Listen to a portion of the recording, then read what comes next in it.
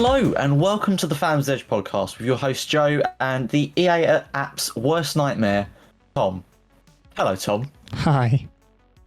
Happy Christmas. Yeah, you too. And happy Christmas to all of you that are listening as well, whether you are listening on your favourite podcasting platform or you're watching us on YouTube. I hope you're all having a fantastic Christmas. This is, of course, our Christmas podcast special. We're going to be talking about lots of different things today, from gaming, Star Wars, and beyond. If you are new, those are some of the things that we like to talk about on the podcast. Today we're going to go through some of the latest game releases as usual. We'll go on to the GTA 6 trailer. Whoa, exciting. We're going to be talking about Game Awards, Space Marine 2. Yeah, I'm continuing the rant. The Empire at War update. Strangely, that we've never talked about before, we're going to talk about Euro Truck Simulator 2 and kind of do a year in review for our favourite picks from our various fandoms. So, Tom, I think you'll join me in saying that there's a lot for us to sort of think about today. Yeah, there is. A lot of interesting things, though, things that we're excited about, isn't there? Yeah. And going into next year as well. Yes, yeah, absolutely. This is one I've been looking forward to doing. Just a lot of things to talk about that I'm excited about. Yeah, Tom, why don't you start us off with the game releases? Yeah, if this is the first time you're listening or watching, I'm going to go through some of the releases for this month. This one's going to be a little different because I'm not going to be mentioning all the announcements from the Game Awards, because I'm going to be covering the Game Awards in more detail later. So there will be more game releases to be mentioned later on. And some of these games might already be released by the time you're listening to this. So, on the 1st of December, to kick us off, we've got Batman Arkham Trilogy on the Switch. We've got The Walking Dead, Destiny's on PC, PS, Xbox, and Switch. Although I did have a look at an article today saying that they're giving refunds out for that game because it didn't do very well. I heard something about that too. Yeah, I think they've cancelled it. I think they've binned it now for whatever reason. It's not a game I was interested in, but yeah, I think they've now completely binned that and given out refunds fully. So it might. Yeah, that might be something for us to look into a bit further. Yeah.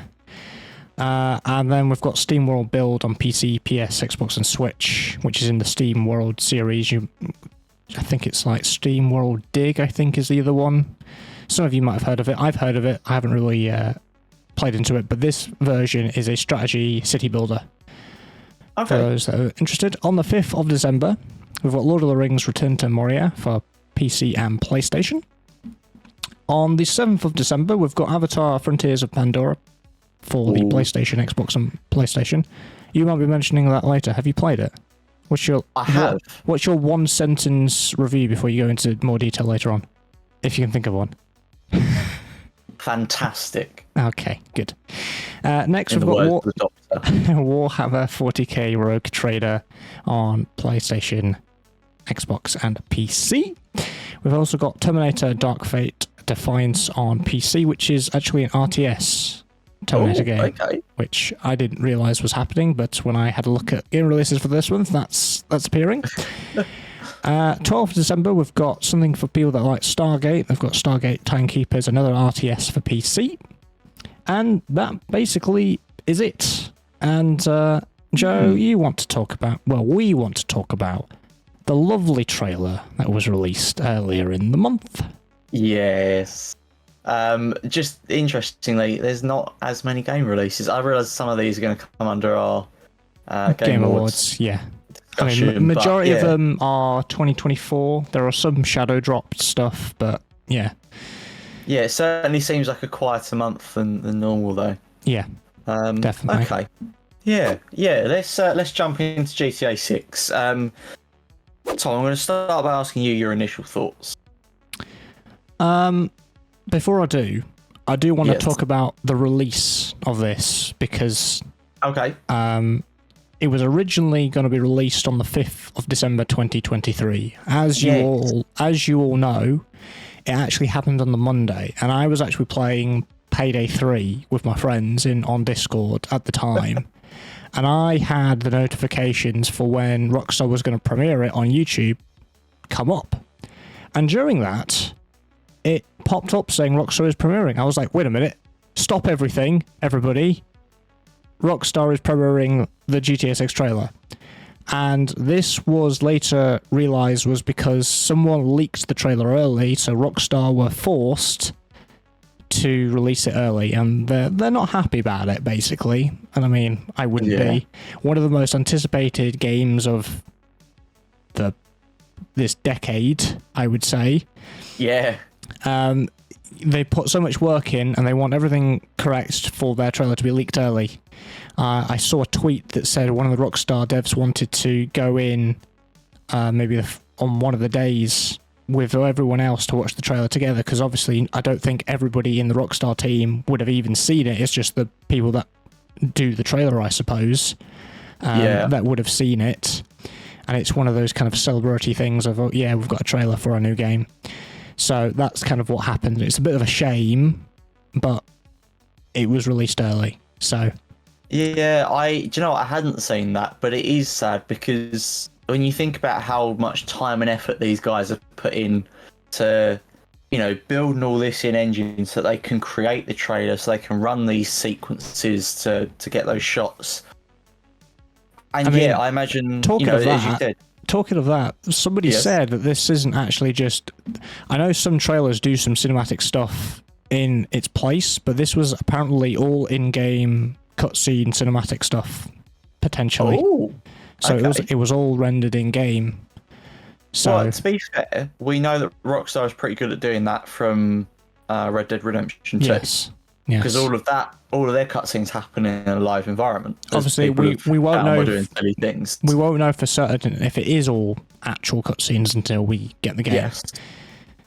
But the fact that probably at least 99% of that is created within engine or within a live environment it's running, that's incredible. And for the team to be able to sit down together and experience that together, because, as you say, there's probably only a very select few people that have seen the full thing like that. Yeah. It's got to suck for them that they've not been able to sit and watch that together and sort of have that joy of watching it as a team, Yeah. Sort of seeing their work come to fruition a little bit. But it is a shame. It is a shame that it got leaked early. I mean, not for us, because we were all really excited for it, but in that sense, certainly a shame that it got leaked early. And I don't see why we couldn't have waited. I mean, it wasn't even 24 hours, was it? It would have been 12 hours or something later to get the trailer. It was it was in the evening time for us in the UK, particularly, because as soon as I saw everyone in the voice chat was like, link it, and I was like, yeah, I'll link it, and then I linked it to you in DMs, and then it's a shame, but let's focus on the trailer. I mean, personally, I love it. You know me, I love something that is visually stunning. That draws me into games, and then I'm looking for a good story, which, to be fair, I feel like we know Rockstar can do. Yeah. So I'm quietly confident about that. We're returning to Vice City, for those of you that haven't seen. If you haven't seen, what rock have you been living under? Go watch the trailer after the podcast, of course. I think... but I mean, during this segment on YouTube, you'll be seeing it anyway.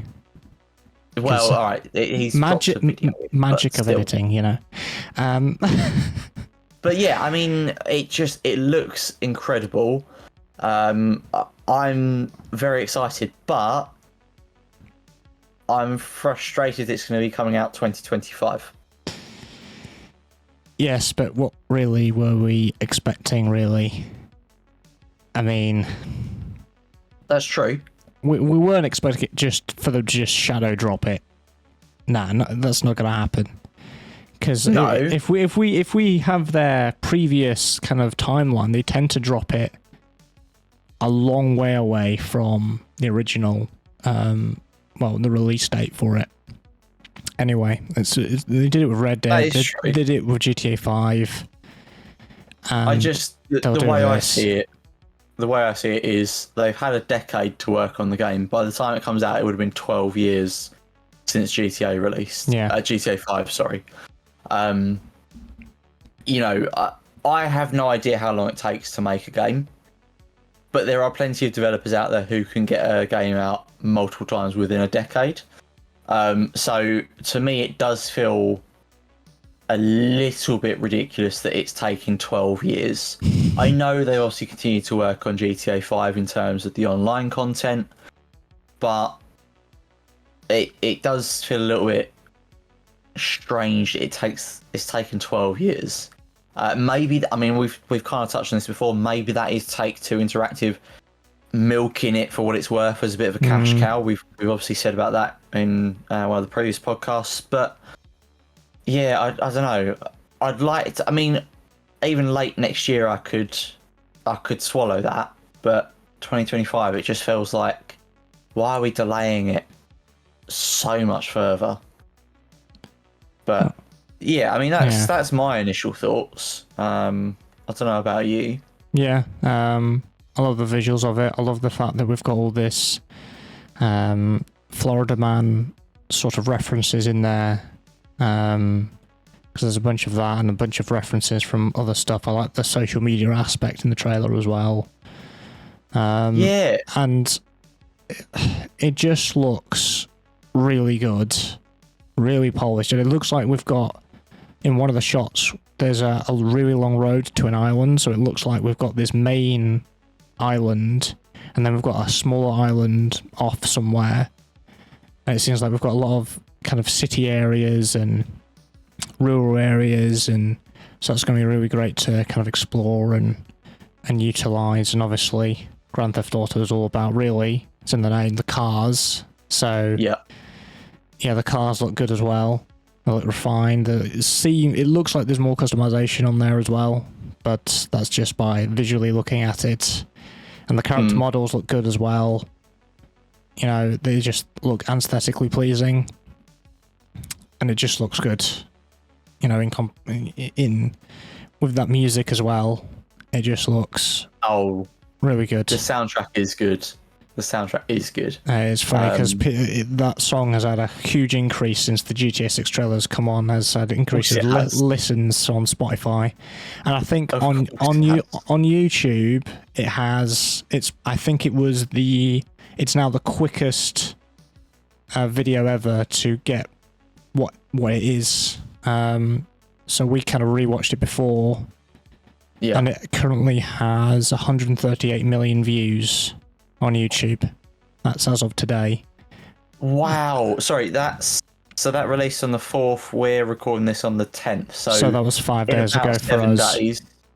Ish. 5 days ago. Yeah. Sorry. Yes. Yeah. But yeah, I mean, it would. Yeah. That's crazy. That is crazy. Yeah. That's grown so much. Yeah. No. It's funny you mentioned about the social media aspect as well. I wonder, because they've obviously framed it very much through like TikTok, or things like TikTok and YouTube and these kind of platforms. I wonder if that's going to have more of a role, even as a novelty thing. But I wonder if that's going to have more of a role in terms of the gameplay. Yeah, because in GTA 5, the phone aspect of accessing different things was quite a main the smartphone thing. Became an essential tool. Yeah, and I wonder if they're going to expand on that for gameplay as well. Yeah, that's what I'm wondering.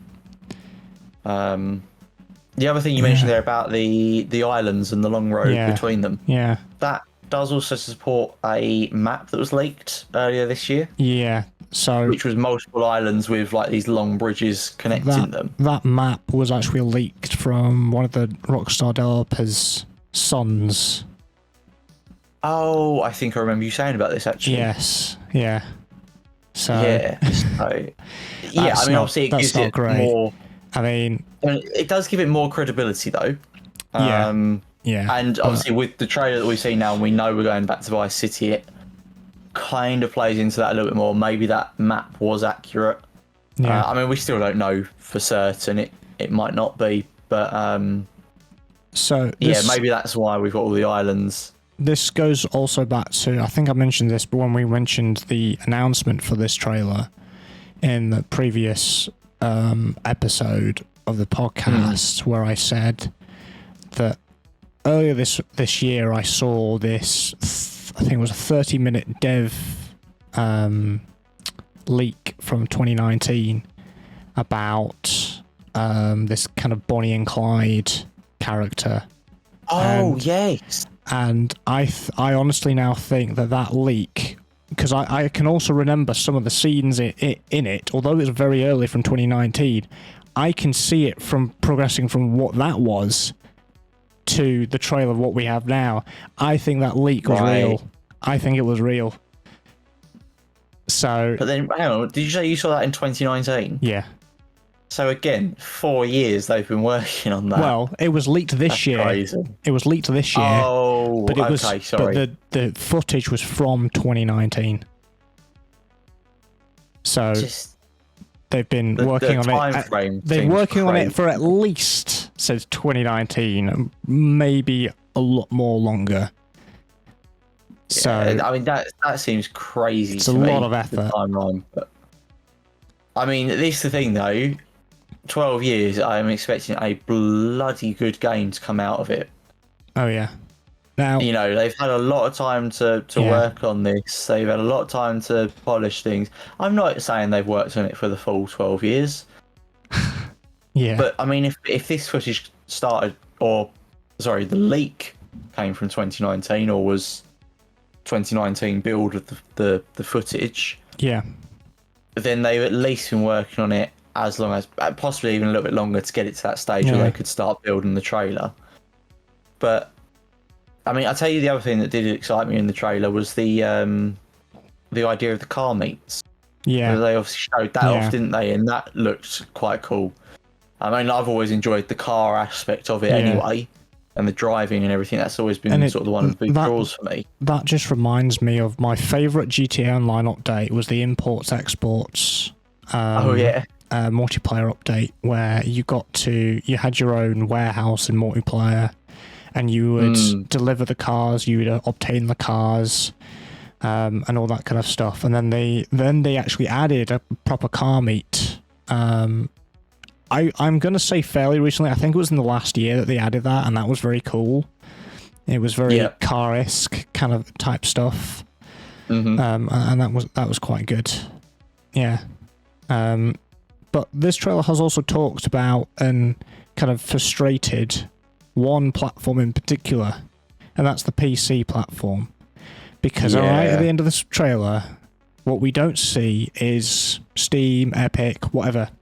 We don't even say, it just says Xbox and PlayStation, which to PC players, this has really big alarm bells now, because we're thinking, it's coming out in 2025. We know what Rockstar do to PC. They wait at least a year before releasing it.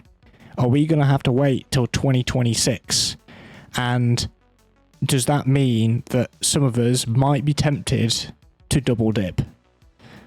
Yeah, so this is the issue we had with GTA 5 as well, isn't it? Yeah. It came out on, what was it, PlayStation 3 and Xbox 360 at the time? Yeah. And then I think, didn't they drop it on PC with the re-release for PS4 and Xbox One? I think Wasn't that what they did? I can't remember. I mean, I bought GTA 5 way after release. But I mean, we don't know if we're going to get a new console in that time. Probably not. The current gen is still relatively new. I mean, there is a consideration that Rockstar have dropped this trailer. There's a consideration that they've dropped this trailer, and it's, you know, obviously a couple of years in the future, but they might now be working on PC in order to, we don't know. Another trailer down the line might involve PC being mentioned at the end, but we don't know, because by this time we would have expect, particularly with the technology now, that PC would be releasing alongside it. But then again, you know, I just had a thought. Just as a comparison, when did Red Dead Redemption 2 come out on PC? I that can't come out on the remember. same day? I'm trying No, to it do didn't. some Google I code. think I definitely Here we remember go. someone doing the comparison, bringing it up and saying, I've yeah, got it. According to the Wikipedia page, so maybe take it with a grain of salt. Release date: PlayStation 4 and Xbox One, October 26th, 2018. Windows, November 5th, 2019. So we're looking at traditionally a year later it releases on Yep. PC. So with again, I think and the as you last said, time. the trailer seems to be supporting this. Yeah. We're probably looking at a year before we get it on PC. The last time that they released PC at the same time was GTA 2. Does. That's a long time ago. Yeah. Yeah. And as for double dipping, for those people that don't know, that's people with PC and the console. They'll buy the console version and then they'll buy the PC version because it also increases their sales. So Rockstar might be doing it for increased sales. But then again, we've discussed this before. They bought the 5M devs. I don't see why they would do that and not put it on PC day one. That to me doesn't make sense. If they've obtained the 5M devs to work on potentially 6M or whatever it's going to be called, why would they then delay it? But then again... Well, I mean, this comes back to the things we talked about, like what they could do with that acquisition. Yeah. Maybe they implement that into the console release. You know, that base game release game as an included, I don't know, game mode or as part of the online experience. Yeah. Obviously, we don't know still what form that's going to take. But we've there's not really also heard more on that front. Consideration: have they just bought them up just to kind of censor them or stop them doing what they've been doing, essentially? But we don't know because we haven't really had information since their acquisition. I am hoping over the next year we'll get more information on the online aspect.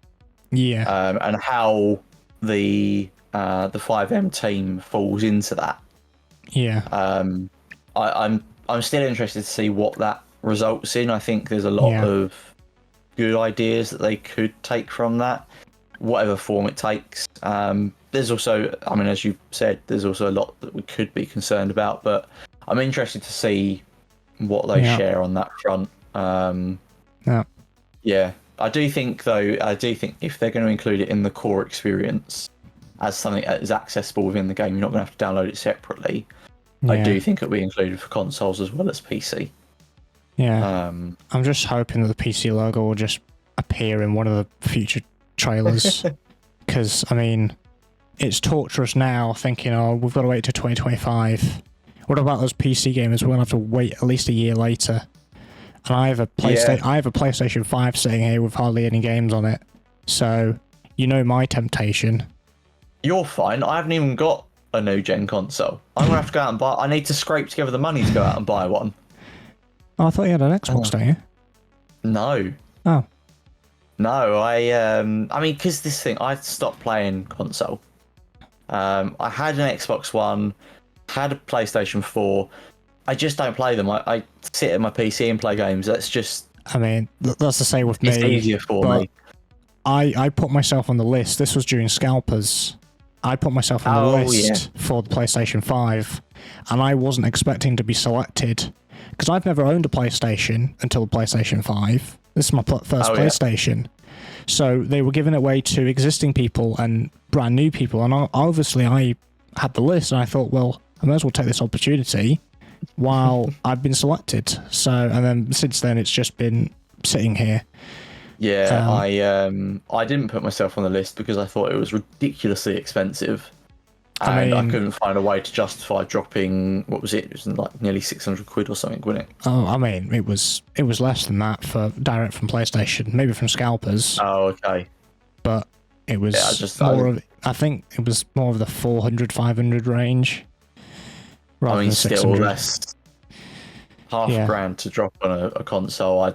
I just haven't had that kind of money to throw away.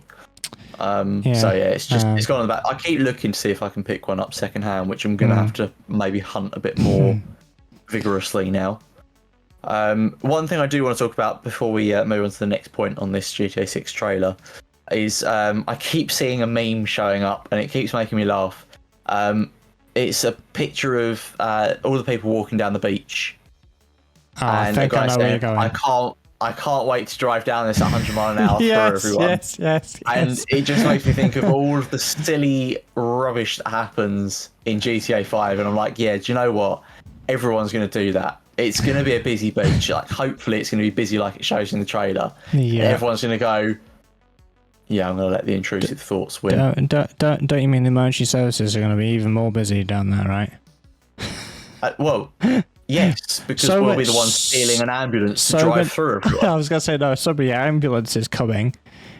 Oh, there's another meme that I saw that said there was a rumor that they were going to add in children and kids in, and it showed it showed Anakin Skywalker and his starfighter saying, "This is where the fun begins." Oh, it's so accurate.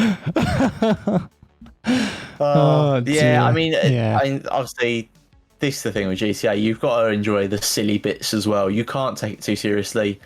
I'm very quickly going to touch on it because it's a bit of a funny topic, but obviously people are complaining about it going woke and all these kinds of things. It's not going GTA woke. has never.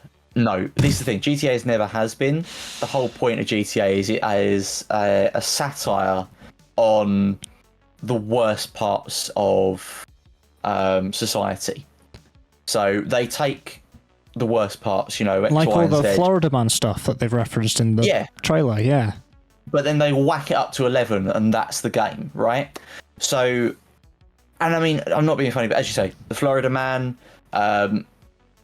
some of the very scantily clad people in the trailer, we'll leave it at that. You know the Karen scene with the two hammers. I've seen the real video of that. Yeah, I was going to say it's referenced a real video as well. Yeah.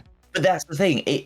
They take these things, they take these social events that people are aware of, and they go, right, let's whack the dial up to 11, make it absolutely insane, and then throw the player into it. Always been the format for GTA. It's following that completely, and you can see that in the trailer already. I think the people complaining are complaining for the sake of complaining, but I thought it was worth mentioning that, certainly from where I'm sitting and from what I'm seeing, it's GTA in a nutshell. But yeah, I think it's funny that we mentioned. Go on, Tom. You wanted to talk about this. Yeah. So they've started a bit of a design trend. So there's been other game developers that have been copying the graphic from Rockstar for the announcement for the trailer date, which is that kind of neon esque sunset with the palm trees. It's kind of got its beigey to pinkish sort of neon sort of look in a more of a silhouette. Actually, do you know what it reminds me of? Sorry. What? 80s tie-dye. Yeah. So everyone's been copying it. So we've had stuff from Fall Guys, we've had Overwatch, we've had Warzone, Halo. We've had Halo. There's been loads that have been basically repeating this. And loads of people are commenting saying, oh, they're just copying it and trying to be relevant and all this kind of stuff. Now, some of you may not know this. I'm a graphic designer. Do you know what I see this as? Rockstar are the big giants of the gaming community, and they've just started their own design trend. And people are going on the bandwagon of utilizing that trend for their own thing. And I think that's great, because when it comes to design, there's nothing original anymore. You've always got inspiration from somewhere, and that isn't just graphic design, that's any sort of creative art anywhere. They've created a design trend because they're utilizing the colors and the style, and they're putting it on their own thing.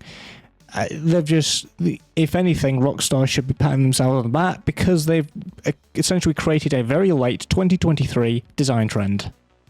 I mean, I'm not going to lie. I feel like, in my opinion, Rockstar is one of those pillars of the gaming community. Yeah. They've been around for years. They keep pumping out games that just dominate the market, right? I think every GTA has. I mean, Red Dead Redemption 2 have done very well. I remember the Bully game did very well. That was very highly received. Like, they're one of those developers that just wipe the floor every time they put something out. it doesn't surprise me that they have set a trend that people are now jumping on and going, yeah, we've got to be involved, especially after that 10-year wait. Like, of course, everyone's going to go, oh, we've got to do it too. We have to, because there's such a big name out there. But you're right. They've totally done something fresh that we haven't really seen before. I can't think of anything like it. No. And it's nice to see other people going, yeah, we'll doff our hat to you. That's brilliant. Yeah. I love it. Go on, Tom. I feel like we have talked about the GTA 6 trailer as much as we can. Yeah.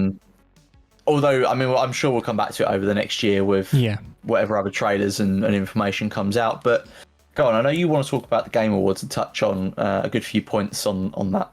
Yeah, so probably the biggest gaming thing towards the end of the year was the Game Awards 2023. I watched it on catch-up because it's aired at 12:30 in the morning for us for 3.5 hours. You didn't feel like staying up? Absolutely not. No. No? All right, fine. It was funny, on the Game Awards website where it told you all the time zones, it seemed like everyone else had a decent time zone. It didn't display obviously everybody's, but the mass majority seemed to have a decent... I think the earliest I saw was 6 in the morning, you know? And then obviously LA, where it's hosted, was like, I think it was like 4:30 in the afternoon. And I'm thinking, I'd wake up for 6 a.m. for Game Awards. That's... Yeah, it's early, but it's more reasonable than 12 in the morning and staying up till like 3 or whatever. Yeah. So, there are 30 categories in the Game Awards. I'm not going to go over every single one of them. I thought ones that might be a bit more relevant to us two, or I've just picked a handful of them to talk about. And I wanted to do something fun for today, because I thought, let's go over who was nominated, who won, and then kind of think, who would we pick individually, really? Almost do our own mini Game Awards here at Fandoms podcast. So there we go, the Fandoms Edge Game Awards. I'm going to start with Game of the Year, the big one that everyone talks to throughout. Do you know what's Jedi Survivor? It has to be Jedi Survivor. Do you know what's funny? I thought to myself, when I came up with this, before I discussed about you, when we were prepping the podcast, I said, yeah, I think it's going to be Jedi Survivor. And I'm just trying to think, what would Joe pick? I bet he'll pick Jedi Survivor. I think as a collective, we would say Jedi Survivor. Anyway, the actual Game Awards nominees were Alan Wake 2, Baldur's Gate 3, Marvel Spider-Man 2, Resident Evil 4, Super Mario Bros. Wonder, The Legends of Zelda, Tears of the Kingdom. And okay, I've not played any of them, but all right. And Baldur's Gate 3 won. I mean, I've heard good things about it. I've just not got around to picking it up, but okay, I can kind of see that. It's not a game that interests me in the slightest, so I was like, meh. But out of all those, I mean, I don't really have one. I would probably say Spider-Man 2, although I haven't played it. You know? Yeah, I mean, to be fair, a lot of those games I probably wouldn't bother picking up. Yeah. Baldur's Gate 3 is one that I want to get. Spider-Man 2 is one I want to get, but I've said before I'm kind of holding off on that because I'm still playing through the first one. So I'm just going to wait till it's cheaper and I can pick it up secondhand or something. Yeah. But yeah, I don't know. I genuinely thought, certainly from my playthrough, that Survivor would be in there. Certainly be my pick. Fun fact, out of all the categories that Jedi Survivor were in, it didn't actually win any, which I was very disappointed with. And Wrong. there was also a player's choice. So if you don't know how the Game Awards work, all the awards, obviously there are players and the community, anyone can vote. But our public vote only counts for 10% for the result. So it doesn't really sway anything, basically. Okay. But there's 100% player, it's called the player's choice. And unfortunately, Jedi Survivor was like knocked out after like the first round or something. I was very disappointed with it as well. I haven't actually noted down what I think the choice was actually Baldur's Gate 3. Baldur's Gate 3 came away with like, so was it 4 or 5 awards? It came out. It was. Oh wow. When I finished watching it, I thought that this isn't the Game Awards. This is the Baldur's Gate 3 awards, because of how many awards it was getting through. Yeah. Anyway, the next category that I thought I'd talk about is the best action adventure, which has Alan Wake 2, Marvel Spider-Man 2, Resident Evil 4. We're seeing a bit of a trend here. Star Wars Jedi Survivor, and The Legend of Zelda: Tears of the Kingdom, which won. Well, it's got to be Survivor then. Legend of Zelda won that. But yeah, Jedi Survivor was in there, but didn't win. I honestly thought it would have won, but no. Yeah, I mean, I know that Legend of Zelda is a good game series. It's not one that really interests me, but again, I would pick Jedi Survivor. Yeah. The next one was best strategy sim. So we've got Advance Wars 1 and 2 Reboot Camp, that was for Switch, City Skylines 2, Company of Heroes 3, Fire Emblem Engage, and Pikmin 4. Pikmin 4 won. Okay. Honestly, out of all those, I would pick City Skylines 2. I know it has its issues, but if I was given a choice, I've only played one of them, which is City Skylines 2, so I would pick that. I've not played any of them. I must admit, I've seen Company Heroes 3. I didn't like it. I enjoyed a bit of Company Heroes 2. I occasionally play it with some friends, but yeah, 3 didn't really do anything for me. Yeah. I don't really know much about it. I know the earlier Pikmin games, and they were certainly fun. Although I've not played the latest one, so yeah, for me it'd be between City Skylines 2 and Pikmin 4. But yeah, I've not really got a strong choice to that. Do you know what? I've played a lot in terms of strategy games. I've played a lot of classic strategy games this year. Transport Fever 2 is probably the most modern strategy sim type game, or what falls within that category anyway, that I've played. So yeah, I don't really have a choice on that one, to be honest. The next category I wanted to touch on was best sports racing. Now, before I get into this, there's been this huge with the racing community particularly saying that these two genres shouldn't be placed together.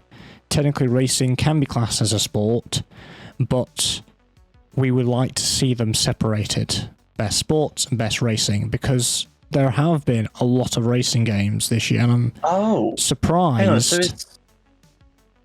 What? Sorry, so is sports racing sports and racing? Yes. So yeah, that's why loads of people are saying, and I agree, that they should be separated. So just for some context, the nominees were EA Sports FC 24, F1 23, Forza Motorsport, Hot Wheels Unleashed 2, Turbocharged, and the Crew Motorfest. Forza Motorsport won. I don't think it should have won. I think anything else should have won, but Forza Motorsport. Yeah, as you can see, you've obviously got only one sports game and everything else is racing. I saw someone comment saying, oh yeah, racing is too niche to have its own category. I don't think it is. And I'm surprised... Well, clearly not, because it's got 4 of the nomination. Racing was quite big this year. I mean, I'm surprised. I don't know when the cutoff point for Game Awards is, but WRC, EA's WRC rally game, I'm surprised that didn't get nominated for anything, because that was really well received from what I could tell. Right. And the reason why I don't agree with Forza Motorsport was it has so many issues still. Like, oh, really? Don't get me wrong, it's the one Forza that I've enjoyed the most out of anything, which is probably a very hot take. In terms of my playtime, but now it's past the honeymoon phase. I haven't really touched on it much, but there are so many issues from PC, particularly PC and Xbox, and I feel this way and everyone else feels this way. I think the jury, whoever the jury are, these media outlets have looked at this list and thought Forza, not because they've played it, because of the brand Forza. They automatically think it's a big name. Yeah, because it's a big name. You know, I would say in terms of, yes, I probably haven't touched the Crew Motorfest as much as I thought it would, but I think the Crew Motorfest should have taken the crown. But yeah, It's funny. One of the content creators set up his own Google form and said, "Here's the Real Game Awards for best racing," and had set up all these categories and stuff. So that's what the racing community thinks of the Game Awards, really, because Forza shouldn't have won. Basically, there's so many issues. There still are. There's so many bugs and fixes and performance issues and lack of content for single player and stuff not working overall. And people didn't like the new progression system. I've been quite in the middle with everything, but I do agree on the consensus that people are saying about it. Yeah, it's another category I've not played anything in, so I don't really have an opinion on this one, but I'll default to your choice. Yeah. The next one was the best anticipated game, so for the next year, I think. So you had Final Fantasy VII Rebirth, Hades 2, Like a Dragon, Infinite Wealth, Star Wars Outlaws, and Tekken 8. Obviously... Right, I know what your choice is. Obviously, it's going to be Star Wars Outlaws. But the actual winner was Final Fantasy VII Rebirth, unfortunately. Yeah, I never got into the Final Fantasy series, but do you want to guess what my choice would be for that one? Star Wars Outlaws. It's not. No. What? Sorry. What? Tom, I had a whole rant on this last month. You know what my most anticipated game is? Oh, yeah, it's not on the list, is it? Sorry. Yeah. No, exactly. Space it should be Space Marine 2. 2. Don't worry, we'll come back to that rant later. But out of this list, you pick Star Wars. No other game, on just this list. Yeah, I was going to say, I was like, what? On that list, are you crazy? As we have found in pretty much all of the categories so far, I disagree with the choices. What I found when I prepped this for the podcast, I was trying to get some categories that had some similarity with what we would play and stuff, so we could talk about something. But honestly, when I look at all the categories as well, I've hardly played any of these games the same as you. There's maybe been a handful. You know, Forza, City Skylines 2, Jedi Survivor. There's not been a whole lot. Oh, and by the way, you know all those people saying about Starfield for Game of the Year? First of all, it didn't get nominated. Second of all, it got nominated for one category. It did not do well in Game Awards. Oh. Yeah, I mean, I've heard a lot, though, that people have obviously played through some of it and then just not gone back to it. That is 100% me. To be fair, I haven't gone back to it. I'm one of those people. But yeah, it's also the same with Marvel Spider-Man 2. As soon as somebody, you see the memes and stuff online saying all the Sony fanboys load up Spider-Man 2 for the first 2 seconds and instantly think, yep, Game of the Year. It gets nominated for 7 categories. It doesn't win a single one. Oh. But, ouch. Yeah. But one of the overlying issues, I think, with the Game Awards was its majority trailers and just less actual awards. And I'll tell you the split. There are 30 award categories for the Game Awards. Yeah. Would you like to guess, without cheating, on the notes that we have in front of us, how many trailers there was? Well, I've already seen it, so I can't... Oh, yeah, that's true. So, I'm just going to tell you then. So, there's been over 50 trailers. Over 50 trailers for the Game Awards. That's a lot. I mean, don't get me wrong. I'm glad that they're showing stuff off, and I'm glad that they're using this opportunity where a lot of people are going to be watching, a lot of people are going to be involved. Yeah. To show off a lot of games. Like, I like that. I do like that. Especially where...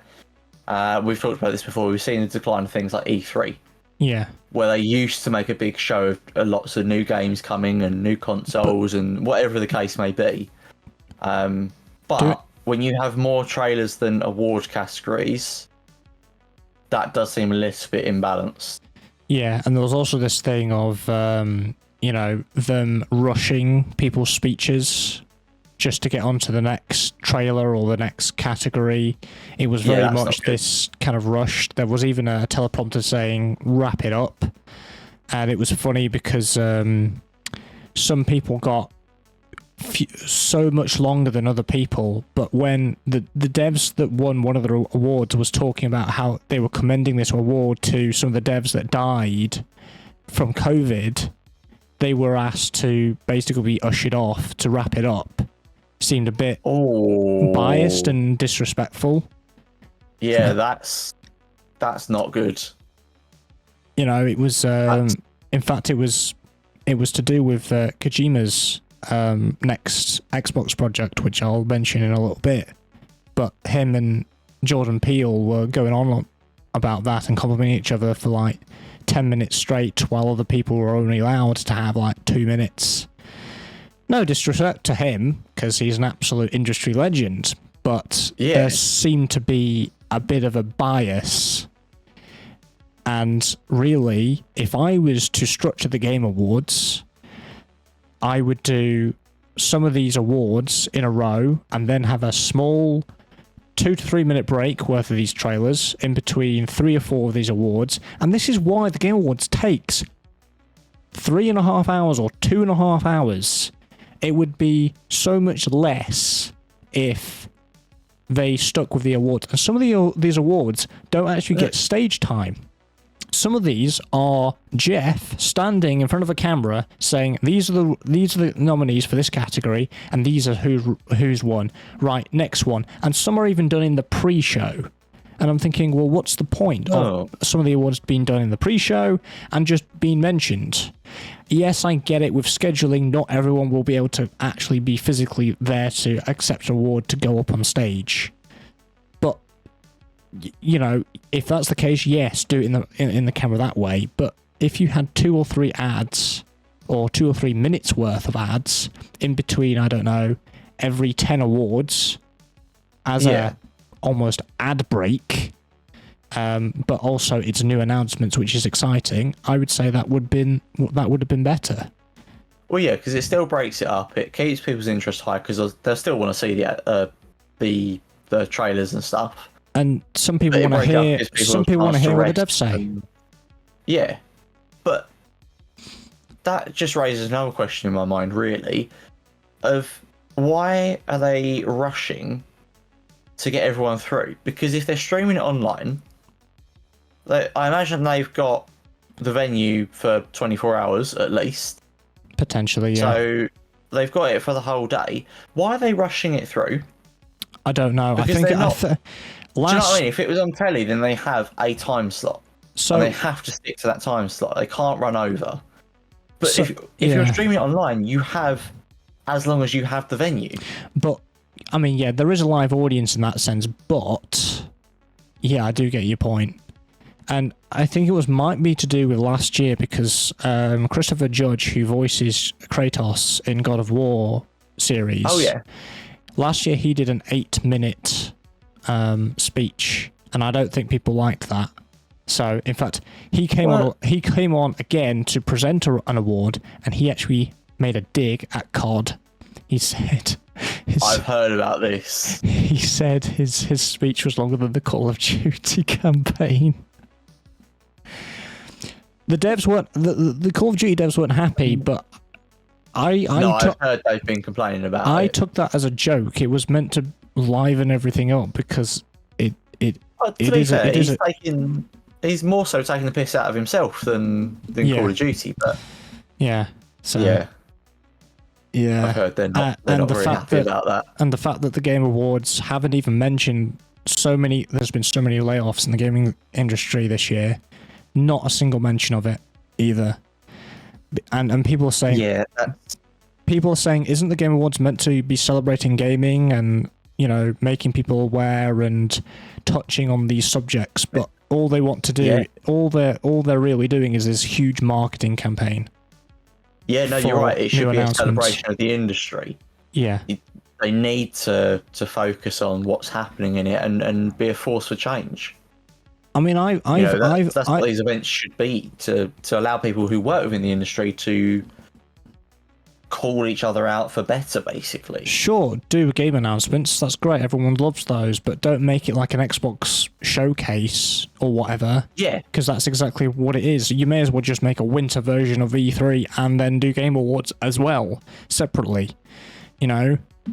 This should be a celebration. It's not...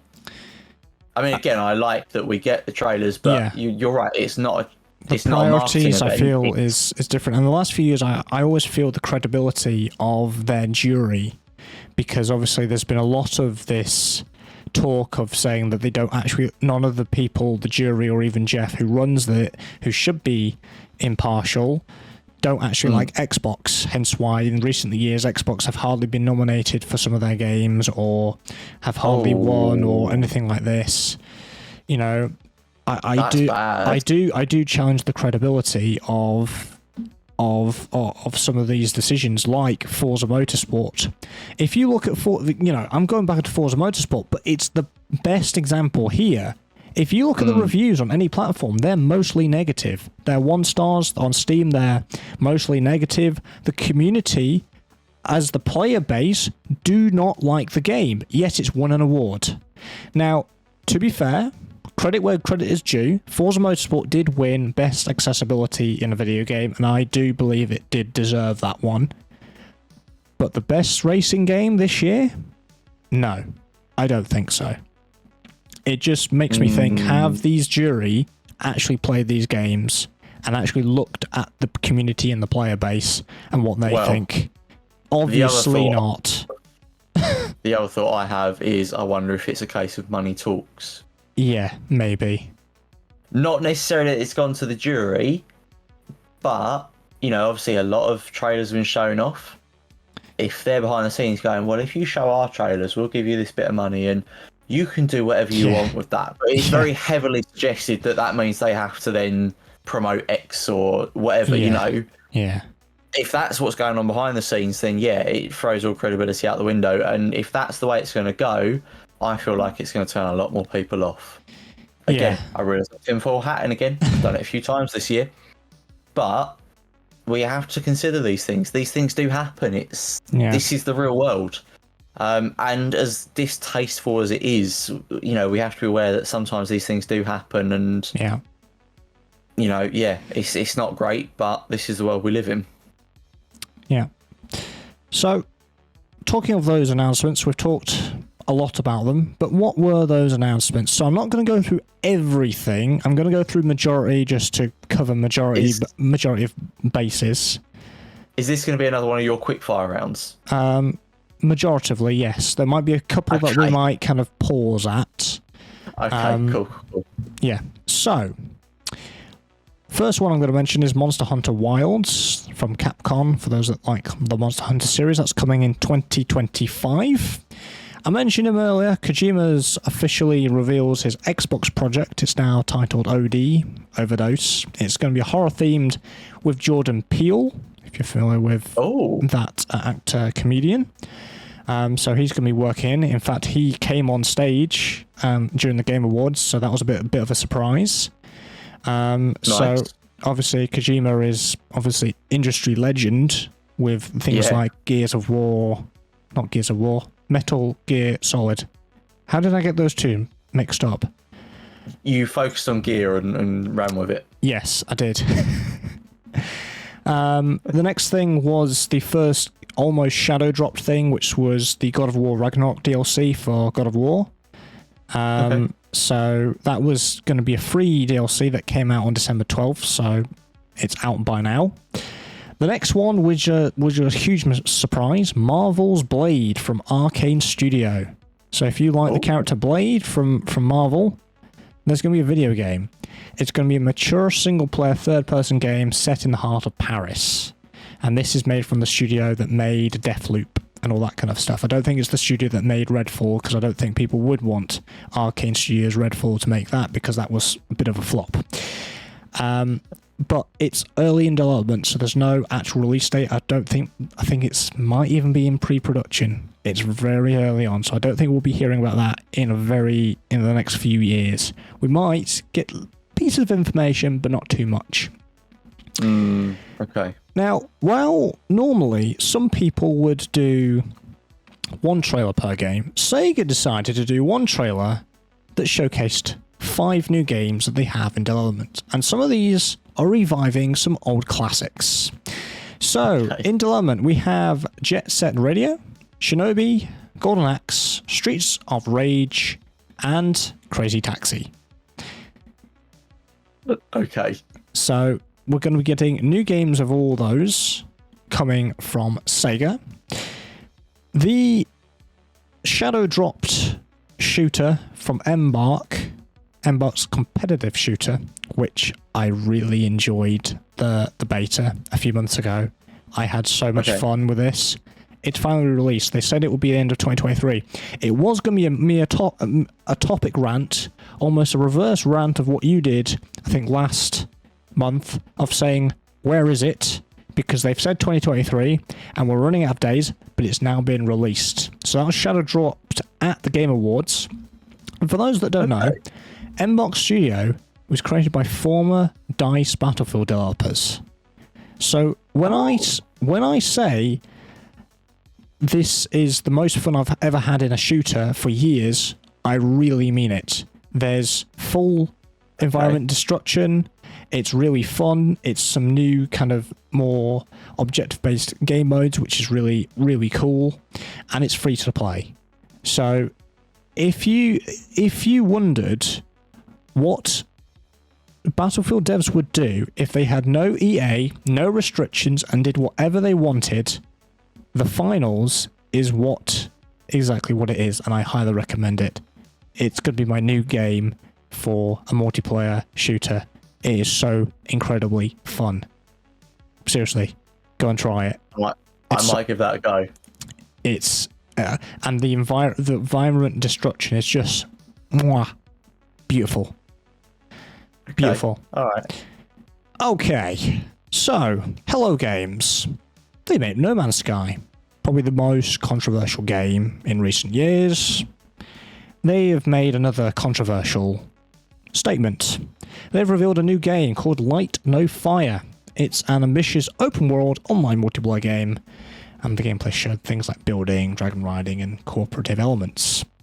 And of course, Sean Murray would say that it's very ambitious open world with things that you can do that we're thinking, do you really want to make the same mistake twice?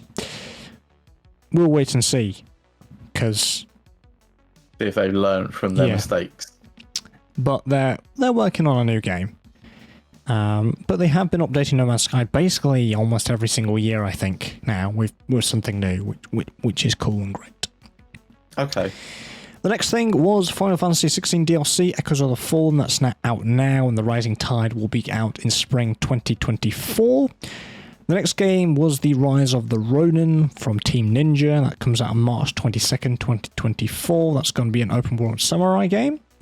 Skull and Bones. Do you remember Skull and Bones, Joe? I don't know if you know about it. Pirate game from Ubisoft. I don't think so. Well, it's been in development since 2016 and has been delayed 7 times. It finally has a release date. February 16th, 2024. Sorry. What? 2016? Yes. Well, no wonder I don't remember it. Jeez. So, that's 8 years. It's been delayed 7 times. Oh my god. I think it's been the most delayed game ever. I know Cyberpunk was delayed for like 10 years or something, but still, Skull and Bones I think takes it for the amount of times it's been delayed. Because my god.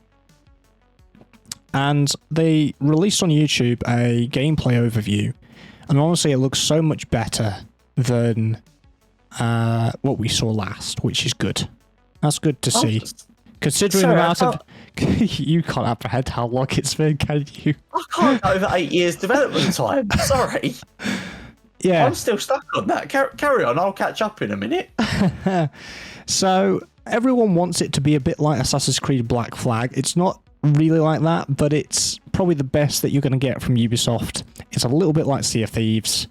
You get to kind of control your own ship and do missions and go to naval warfare and cool stuff like that. It's meant to be this multiplayer co-op kind of session. So, yeah. That's what that's all about. Skull and Bones. The next game is Lost Records Bloom and Rage by Dotenod, and they are the creator of Life is Strange series. If you're familiar with that game, they're making a new one. For those that are anime fans, Dragon Ball Sparking Zero had a new trailer, and from my sources, being a friend that absolutely loves Dragon Ball, he had said actually they've been waiting for something since February last year, and they finally got some sort of trailer. So that's good. Got a trailer, cool.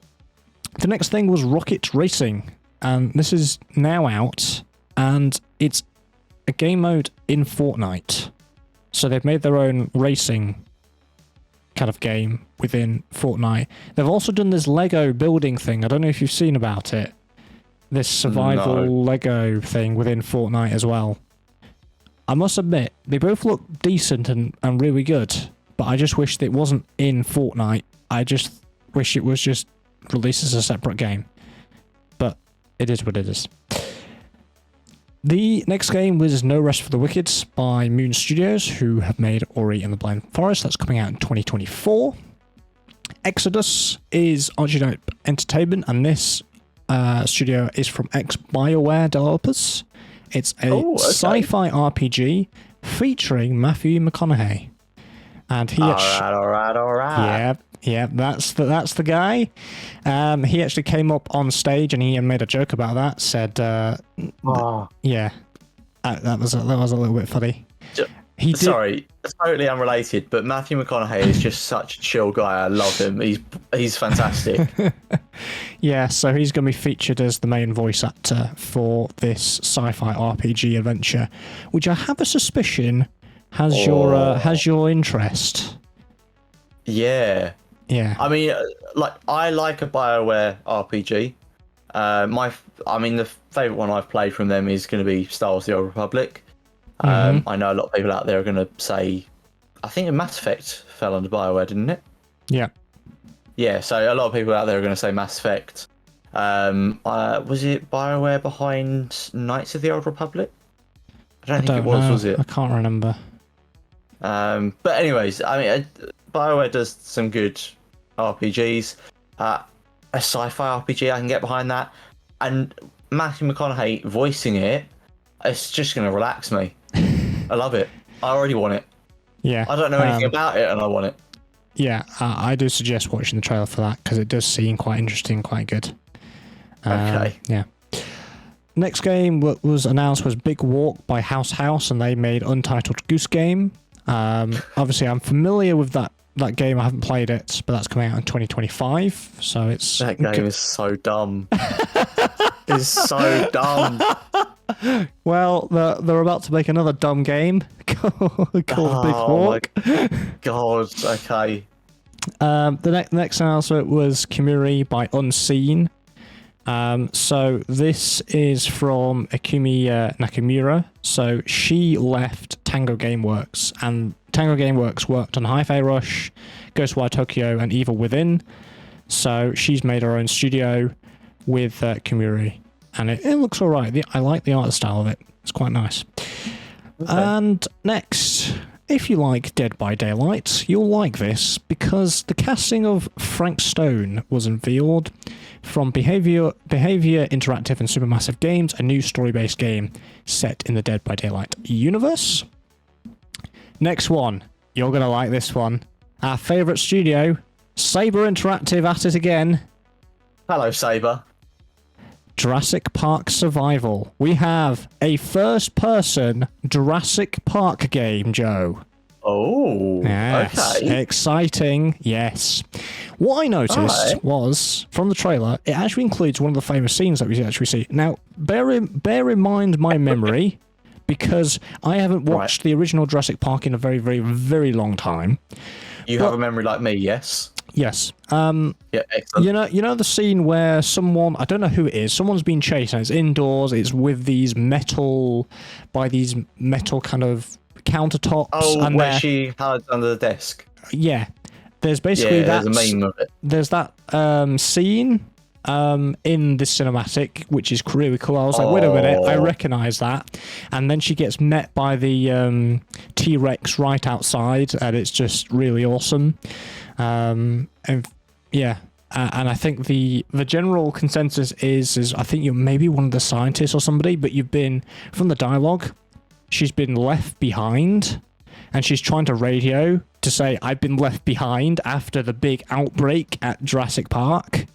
So it's more of that, as the title suggests, Jurassic Park survival. I have a feeling you've got to survive Jurassic Park until you can call for help or whatever. Oh, God.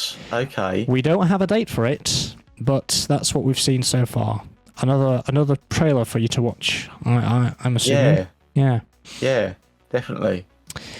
Hellblade 2 trailer. There was a new Hellblade 2 trailer that's coming out in 2024. Brothers: A Tale of Two Sons remake. So that's been remaked for February 28th, 2024. It's the same guys behind A Way Out from EA Originals. That sort of game.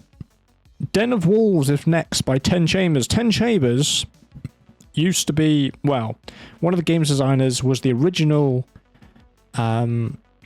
brain behind Payday the Heist and Payday 2. Obviously. Oh, okay.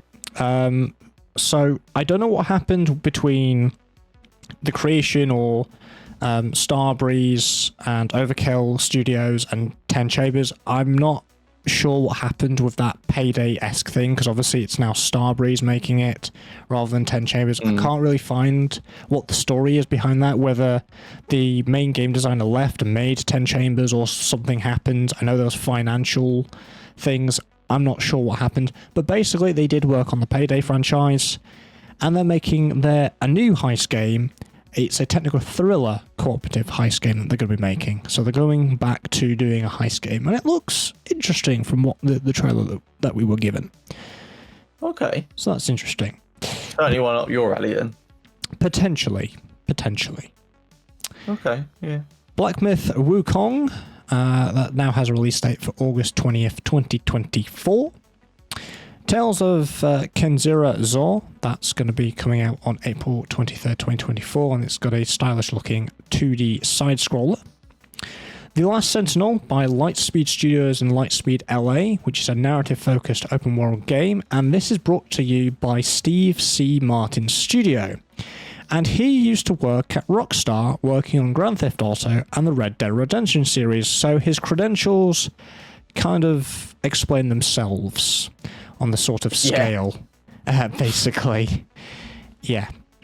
The next trailer, I'm not going to say too much about it because we're going to mention it later, but yes, we are. Space Marine 2 has a release date, and it's not as recent as you would think it would be. But we'll get to that Don't later. Worry. The rant continues. So we got a trailer for that. As I was watching this, I was like, oh, Joe's gonna like this. Oh, or maybe not like this. Anyway, next one was Mecha Break from Season Games. It's a multiplayer mech sci-fi game. The First Descendant is coming 2024. It's a third-person looter shooter. It's got looter shooter combat. Exoborn was next by Shark Mob.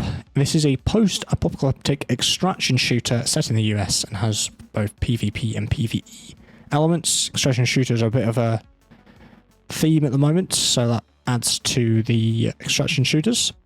Banishes Ghosts. Do you know what? I do want to give one of those a go, though. Actually, I've been seeing a little bit more about them. I kind of want to give it a try. The maybe when this comes out, we'll both go on Exoborn, maybe.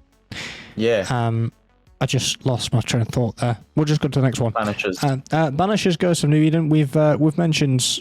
Well, we've not mentioned. It's been mentioned before. It's not a new announcement, but it's had a new trailer. It has a release date for February 13th, 2024. It's an action RPG game. Usual June, which is a supernatural-looking action adventure with cel-shading art style. It's coming out in 2025. Watch out! You're competing with GTA 6. That's what we're going to say. Good luck. That's what we're going to say to every single game coming out of 2025 now. Just good luck. Harmonium the Musical, which is a musical narrative adventure, is coming out for Netflix games and Game Pass. I have not heard anything about Netflix games as of recent of any games coming to Netflix games, but it's coming to Netflix games. Okay. I don't even know how Netflix games actually works. I think it's cloud-based. I don't know. Anyway, yeah. Next was World of Goo 2, which is a 2D by 2D Boy and Tomorrow Corporation, which is a physics-based puzzle game. And it's a sequel to the first game that came out all the way back in 2008. Wow. Yeah. I like developers reviving old game franchises. Yeah. I've never played World of Goo, but I like that they bring it back. Like, there must have been a fan base for it, and they've gone, yeah, do you know what? Have another game. Yeah. I respect that. We also got a new trailer for Suicide Squad Kill the Justice League. It's now going to be releasing 2nd of February 2024. The next one, this is going to excite me. Ready or Not 1.0. Void Interactive, it's leaving Steam Early Access as of December 13th, 2023. Which, to us at recording, is in a few days. But it will be already released. How excited are you for that? I'm pretty excited. I've been following... I've owned this game for a considerable amount of time. It's a very good... In fact, it was a game that I was playing just before I came and started recording the podcast with my friends. I'm sure you've tried to encourage me to get into that before as well. Yes, so it's this tactical SWAT game. Yeah. You have told me about this, yeah. Yeah. Friendly fire... bunch of just being a SWAT team infiltrating. There are some dark elements to it. You know, it could be simple as entering a drug den with very trigger happy druggies, or it could be just a gas station store. But there are some quite dark themed ones which I won't go into. But they don't have a barrier, let's say, because there has been talks of a school shooter level coming in as well. Okay. I guess they're going more for the realism aspect. Yes. These are things that come up. These are things that these SWAT teams have to deal with. Because it's from what you see in the level design and little things that indicate other little things. Yeah, it can get a little bit dark in Ready or Not, but it's definitely more real. So that's exciting. Yeah. Asgard's Wrath 2 is coming to MetaQuest on December 15th, and I believe it was Matthew Mercer who voice acted McCree in Overwatch. That's the only credible other voice acting thing I can think he's been in. He's actually going to be voicing Loki in Asgard's Wrath 2. Oh, wow. Okay. Stormgate, which is a StarCraft-like game, is coming out in summer 2024. And finally, the most bizarre collab ever, Apex Legends with Final Fantasy. Oh. Nobody saw that one coming. It was funny, when they announced it, they hardly anybody clapped, because I don't think anybody was actually expecting it or wanted. Everyone was still going, sorry? Yeah. We're like, what?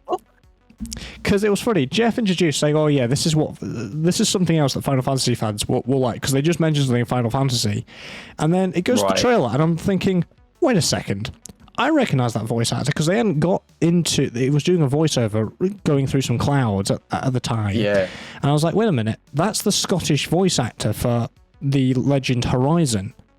Wait a minute, that's Apex. What's Final Fantasy got to do with this? And it's like, there's some skins and stuff for it now. Yeah, interesting, to say the least. Right, the last thing I wanted to mention about Game Awards, in relation to Game Awards, we mentioned about the most anticipated game, didn't we? And I wanted to talk about our most anticipated games. Now, I have already talked about this. I actually swapped one for Space Marine 2, because I know you'd like that. Yeah, I would say that's your absolute. Yeah. That's my definite contribution to this list. Anticipated. I did have the finals with a question mark in there because at the time I didn't know what they were doing with that, but it's been released, so we've swapped the two. But I have a list that I think, you know, both of us, I suppose, has some interest in all of these. even Yeah. a tiny bit. So the first Yeah. one was Expeditions of Mud Runner game. Definitely something we've Yeah. mentioned before. Yeah, and- we've definitely talked about it, and certainly with us getting more into SnowRunner again, yeah. I'm interested to see where they go with that. It's funny because I know you said you weren't 100% keen on Expeditions because it was more this scouting and this scientific kind of outlook. But considering what you said the other week after us doing some scouting missions in SnowRunner, I think that you're going to be more into it than I think you are. Right? Look, just because I enjoyed doing a little bit of scouting one evening doesn't mean I want a whole game based around it. Oh, you never That was know. my issue. I don't mind doing it every now and again. I just don't want to do it all of the time. I like to go and do some deliveries. That's why I like SnowRunner, because you get a bit of both. Wow. Yes. But I mean, like I said when we originally talked about Expeditions, when they sort of first announced that, I am interested to see how some of the new mechanics work. Like, you've got Yeah. the drone, you can set a winch point manually. Like, some of these things are going to be quite cool, and I want to see how they work. So I am still interested in it, but yeah. I don't know if it's going to hold my attention the same way that SnowRunner does. Yeah. The next one We'll see. on my list was Pacific Drive. I think I did link it to you. I think you've had a look at it. And it's this more. It's a vehicle focused kind of survival game where you get to kind of build your own car and it's this apocalyptic kind of world. Yeah, I do remember this now. Yeah, I don't know if were you interested in it. Would you say you'd pick it up or have a look at it? It certainly sounds like something I'd be interested in giving a go. Yeah.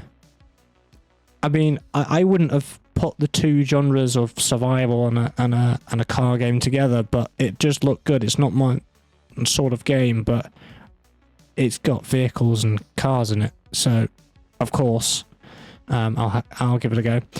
The next one for me, particularly, Test Drive Unlimited Solar Crown. When I talked about this before, you were interested in Test Drive Unlimited Solar Crown, so that's on the list. I can't remember now, but it sounds like something. I remember us talking about it vaguely, and it does sound like something that's up my alley. Yeah. I can't remember what was involved or what stood out to me, but it's still something I would like to. So sort of the check Test Drive out. series kind of has this more simulator. It's an arcade racer, but it's also more. It delves into simulator aspects as well.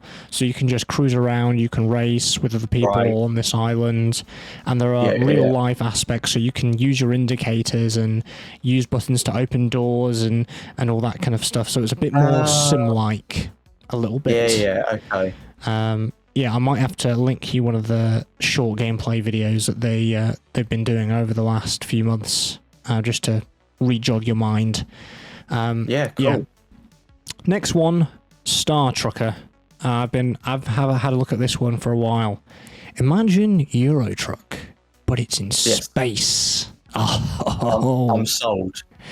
I am sold. So that's coming out in 2024. Apparently, it does look good. In fact, I think it was someone. Was it Livy that linked it quite recently, and we were both like, "Yeah, we already know about this."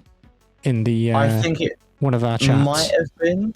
I might have linked it recently as well, but I have seen this pop up a few times on somebody my- linked it very recently, and we were like, "Yeah, we're aware. I do want to We're give it a go. excited." Yeah. The last one I would be excited for, as you know, I love my Sims. Something like Construction Simulator, Gas Station Simulator. I've been having my look at Contraband Police Simulator as well. That looks fun as well. That's currently out, and I'm thinking I might grab that in the Steam sale. The one that's coming out next year is Taxi Life, a city driving simulator, which I wasn't expecting. There's actually another taxi simulator in development that I've been having a look at, but this one's also coming out on PlayStation as well as PC, and I'm thinking this looks good as well. So I'm quite interested. It's a vehicle simulator, which ticks my box. Taxi isn't really touched on in the simulators, so No, that's true. I'm quite interested to have a go at that, because that seems cool. So I wanna have a go at that. So that's seems cool. I've just realised I've missed an anticipated game. Just come to mind. Oh no. Star Wars Outlaws. Oh my god, how have you missed that? I don't know. It just reminded me. We have talked about it kind of previously, but yeah, Star Wars Outlaws. That's a scoundrel RPG game, which we're both excited for. Yes. I must admit, since I've finished Jedi Survivor, I need something to fill that that Star Wars itch. Yeah. So I am looking forward to that. Do we have a release date for that yet? No. It's a shame. And then obviously we have Space Marine 2, which isn't an interest of mine, but it is an interest of yours. I am buzzing for this game. Now, talking of Space Marine 2, we're going to move on to Joe talking about Space Marine 2 and some other stuff. I'm going to continue my rant. Here we go. Actually, no, it's going to start off ranty and then we'll just go into a conversation. But okay. I want to continue my rant because, as you will all remember, last month I had a rant about how we were getting to the end of the year and we didn't have any news about Space Marine 2 and we didn't know when it's coming out. It still said December 23, actually winter 2023, but still, we had nothing. And then the day after we recorded the podcast, they put out an announcement and said we're pushing it back to next year. And then you couldn't have done it a day earlier. And then earlier. And then Game Awards come along and say, yeah, we've got a release date now. Yeah, and they've given us a release date which is the 9th of September 2024. So we've got, let's say, 9 months to go. Which, I mean, I'm very excited for the game, as we all know. Yeah. And, you know, I don't want to see it pushed back. I mean, I just had a look, just to double check. The first Space Marine game came out in 2011. So, you know, it's been a long time. But, I mean, unlike GTA, which obviously we were talking about the development time for that earlier. Yeah. Space Marine came out and then the studio that made it shut down. Oh. So damn. It was, I think, some of the, like, the rumors, some of the, like, details have come out since then that they were planning to make it a trilogy. Which is why sort of the game ends on a cliffhanger. They were supposed to make, but yeah, studio shut down and then it kind of got dropped. Saber Interactive obviously picked it up and gone, yeah, do you know what? We're going to do it. Which, I mean, all of us that loved the game have gone, oh my god, yes, thank you. There's obviously some things that they've changed. We think that they've changed the story from the original trilogy plotline that they had. But obviously we're excited to see it coming back. And as sad as I am that we're not going to get to play it before the end of the year, and obviously it's pushed back to sort of the latter half of next year, I am glad that they would rather take the time to polish it and make sure it's a good game. Because we've waited so long, it would really sour the experience to come out and be, you know, full of bugs, nothing works. Just a broken experience would not satisfy us, and after waiting for so long, I think it would upset a lot of people. I would probably feel quite upset about it, to be honest. So I am glad that they're taking a little bit of time to, you know, sort of work on that and make it as polished as they can. So yeah, Space Marine 2 coming the 9th of September 2024. I'm hoping that they will share some more information over the next year, and I will certainly do updates throughout the year to talk about it. But yeah, I'm a little bit sad that it's been pushed back. When I watched the trailer and it revealed the release date, I was a bit confused. I was like, wait a minute. September? But they've just said, oh, it's coming winter 23. Yeah. And now, that's a huge... I thought to myself, that's a huge jump from... That is... winter 23 to September 24. Near enough. A year. Winter 24. Yeah. Did they make a typo? I'm not going to get my hopes up that that's the case. I think that would be too much wishful thinking. Yeah, no, I thought the same thing. That is, like I say, that's 9 months later. Or 9 months later than what they've been saying all year, basically. Something's gone wrong during development, I bet. Something set them back. Someone's deleted a line somewhere and it's broken something. I don't know. Someone's deleted the entire game. They've had to restart from scratch. Don't say that. I'll start sweating. I like I say, I would rather they took an extra 9 months to make sure it comes out and works on day one. Yeah. You know, I'm staying hopeful that we're going to get a good game. I like the stuff that Saber Interactive puts out, so I do have faith in them as a company. And from all of the like some of the developer diaries that I've watched, the trailers that they've obviously been putting out, the information they've shared through Warhammer community, so they obviously do their blog post every week. It's all looking quite promising. Even with the change they've made, it's still very faithful to the original. For example, one of the changes they've made is the voice actor for Titus, the character you play. In the original game, it was Mark Strong. Oh, I didn't know that. Yeah, Mark Strong. And honestly, he plays the character perfectly. Obviously, he's a much bigger actor now. So I don't know why, but he's obviously not signed up for doing this. But they've got a new guy. I can't think of his name now. They've got a new guy to voice Titus in this one. And yes, it sounds different, but it still sounds like Titus, you know? Yeah. It's faithful to the original, and even he has said in one of these like developer diaries, he's like, look, I'm not Mark Strong, but I have done my best to honour his work, which all sort of went, yeah, okay, we like you. I'm very excited. I hope that this means that we'll get a very good experience on release day. I don't know if pre-orders have gone up yet, but as soon as they do, I will sell my soul to pre-order the game. But that's my Space Marine 2 update. I have another game. Actually, I have another 2 games to talk about, but we'll start with the next one. So yeah, Empire at War. We've talked about Empire at War on the podcast before. Tom, I've tried to get you into it as a strategy game, Star Wars strategy game. That does space and ground. My friend for my birthday this year actually bought me Empire at War. Ooh. I think I told you, didn't I? I vaguely remember you saying about this, yeah. Unfortunately, I haven't had the motivation to press that download button yet. So Tom, you've got to do it. I haven't played it yet. You've got to do it. And that was back in September. You don't have to play the base game, just play the mods. It's so good. Yes, but I said this to my friend. I said I'd prefer to get used to the game in vanilla first, to then move on to mods. No, don't worry about that. Don't worry the game about doesn't matter. Yeah, I did that. Played for about an hour and went, right, I'm going to download some mods. But yeah, so Empire at War had an update on the 21st of November, which shocked everyone because we thought it was a dead game. Obviously, we've talked before on the podcast about how I don't know when Empire at War released, but it's been around for a number of years now. A long time ago, in a galaxy far, far away. Yeah, it's an older game, and it does show sometimes. Interestingly, on the 21st of November, an update dropped, which was an update to 64-bit.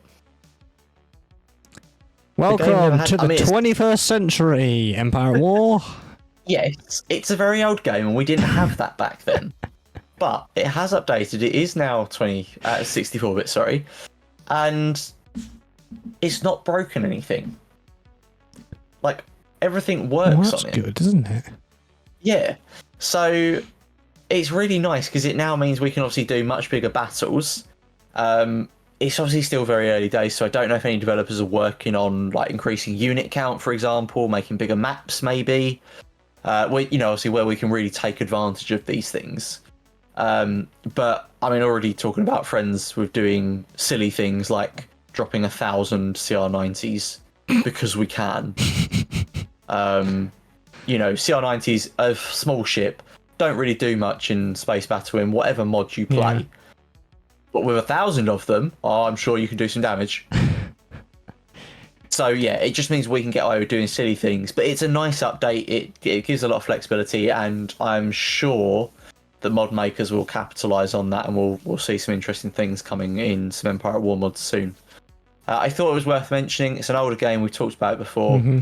Not often we see old games getting updates to bring them in line with current standards. So yeah, thank you, Empire at War, and the developers behind that. I can't think of who you are now. I still quietly hope, because we know there is work on Star Wars RTSs. Yes. Potentially two in the works. I still hope that we'll get an Empire at War 2 at some point in the future. Okay, right.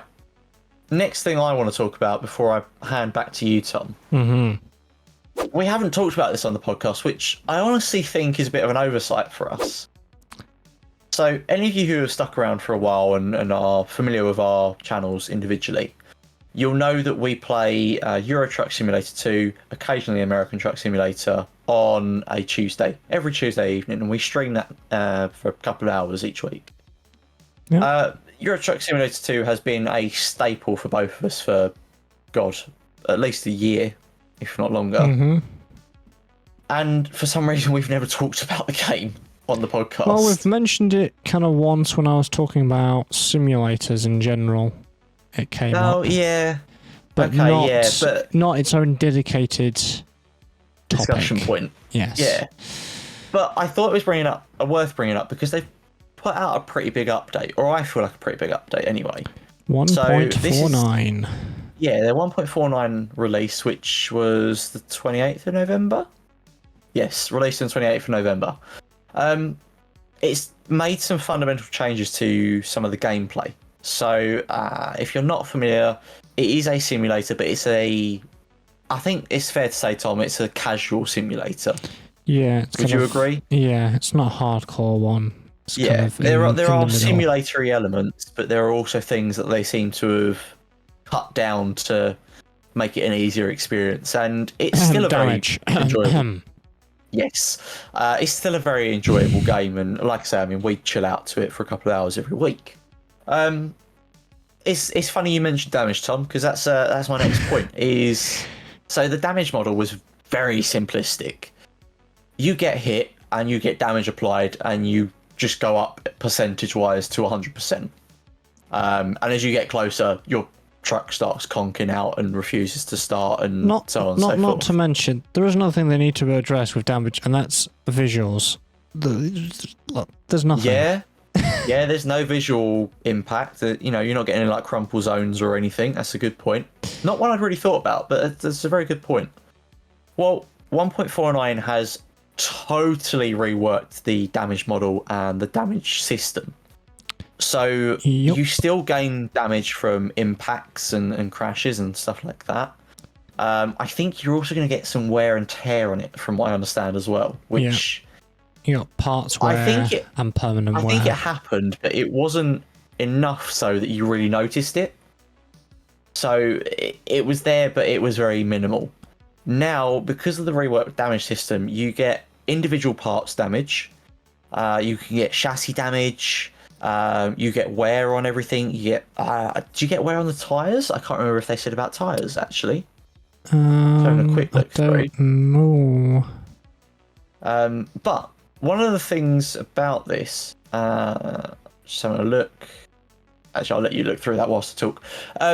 One of the things about reworking this damage is it also allowed them to introduce a used truck dealer. This is something that we've never had in the game before, but people have been asking for, because it helps that new player experience and also adds in a layer of challenge for people as well. Now, under the old damage model, that wouldn't have really worked, because obviously you'd have some level of wear and tear, but you'd just go and repair it and then you're fine. That's the end of it. Whereas under the new damage system, you will buy a used truck. It will have wear and tear. It might have some damage applied to it. And you can choose what kind of level you want to repair. So if it's simple damage, then you might be able to repair that quite cheaply. If it's more serious, then you might have to replace some parts. If you've got some severe chassis damage, you might have to rebuild the entire truck, which is going to be really expensive to repair. So it kind of makes you need to think about crashes and impacts and things like that a little bit more, because before it was, well, my percentage meter goes up and I'll just go and throw a couple of grand at the service station and it's done. Now, if we've got to rebuild a chassis or something, that's going to wipe us out. It's going to be an expensive repair. I like it because the used truck's going to be cheaper. It's going to be good for that new player experience, get people in. You just like it because me and Baker get to be less chaotic during Tuesday night trucking streams. I'm not going to deny that. It just puts no fun in it now. What's the fun?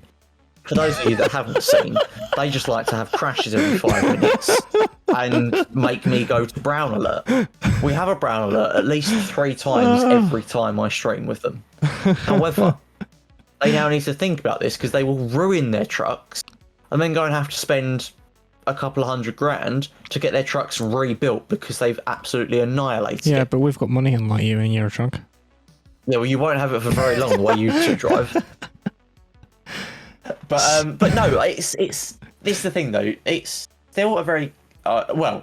We obviously haven't played it yet, but it's still a very casual experience. As I say, we obviously haven't. It's not that obvious. Anyway, we haven't played it yet. It's a new level of challenge, but I still feel like it's a very casual experience. You know, you don't have to buy a used truck. You can still go and buy a brand new one. You can buy used trucks if you are starting a new game and you want to just jump straight in. You know, you're probably not going to have to do that much to get a simple truck. You can, if you've been playing for a while and you know you've got a bit of money on your save, you can get it as a challenge. Do I want to repair this? Do I want to leave it? Can I afford to leave it, or do I need to repair it? Can I even afford to repair it in the first place?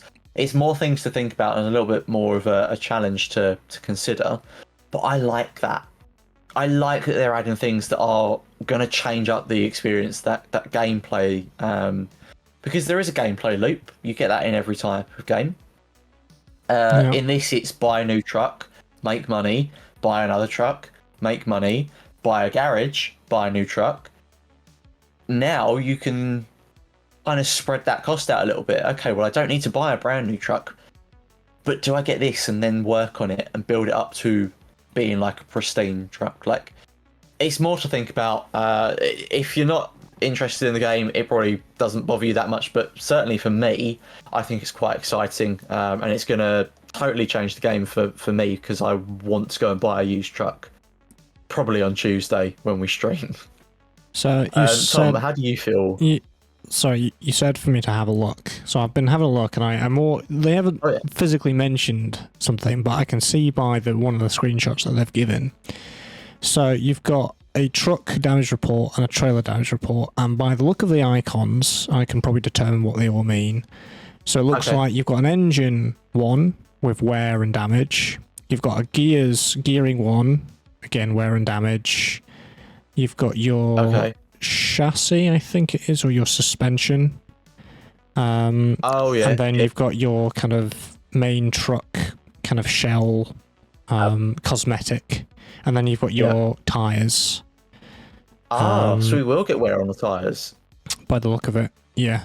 And so we might have to think about replacing tyres as well. Yeah, and there's an option to repair all and to replace all as well, which you can do. Yeah. Kind of cool. I like that.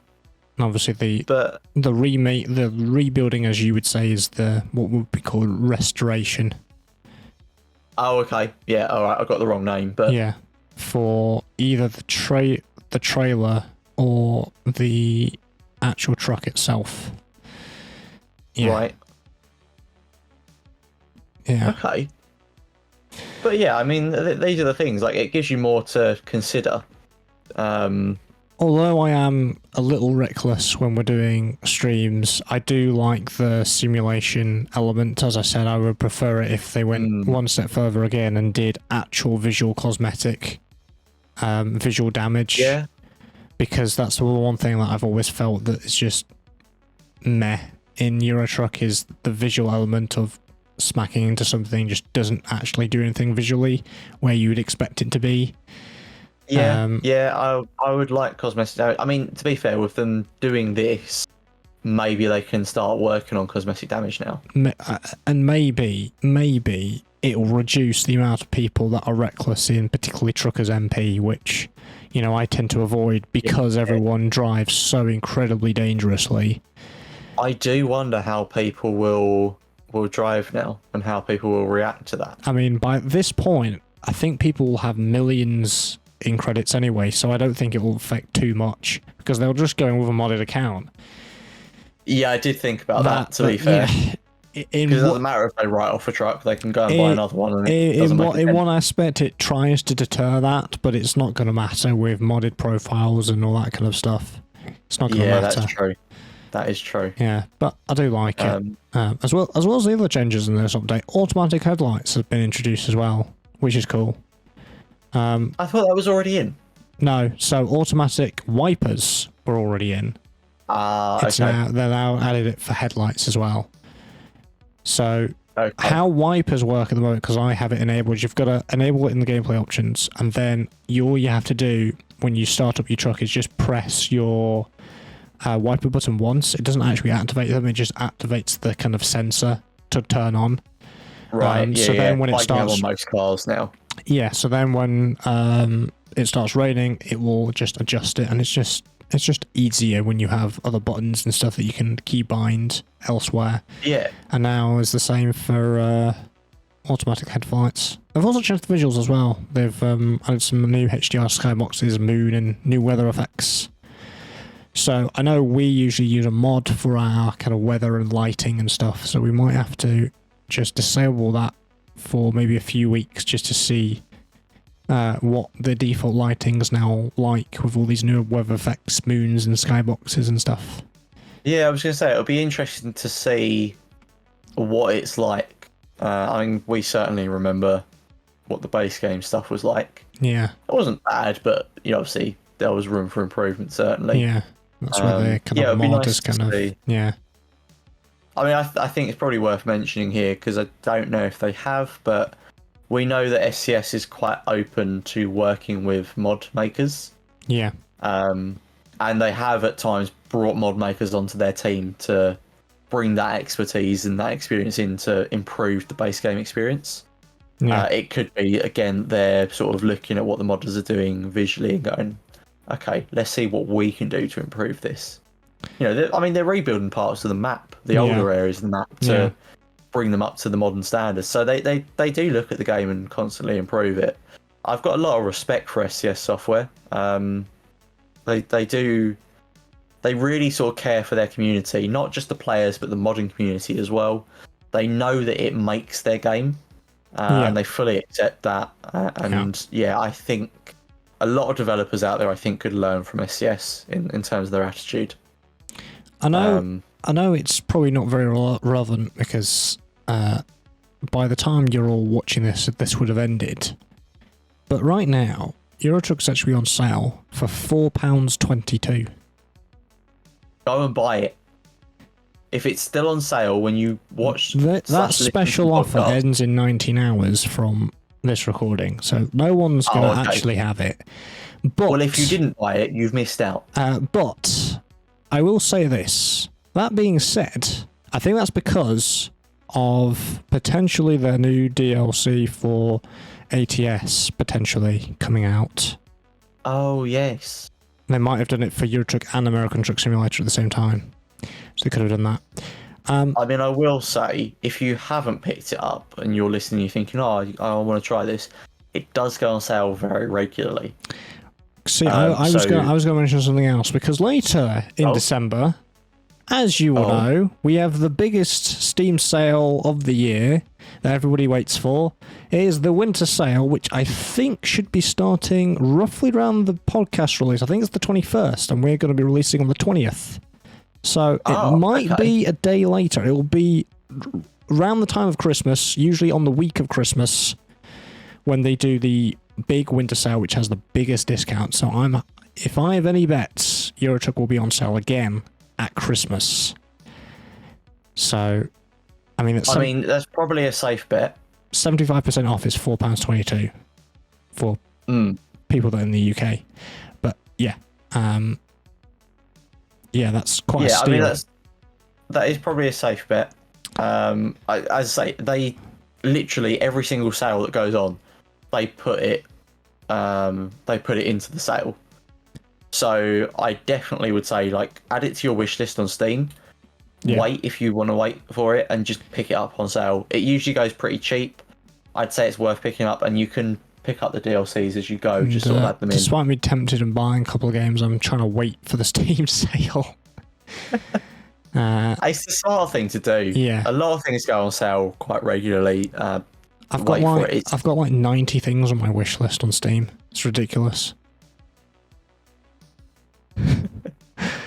And just a reminder for last thing of Eurotruck, though, they did announce a little bit ago.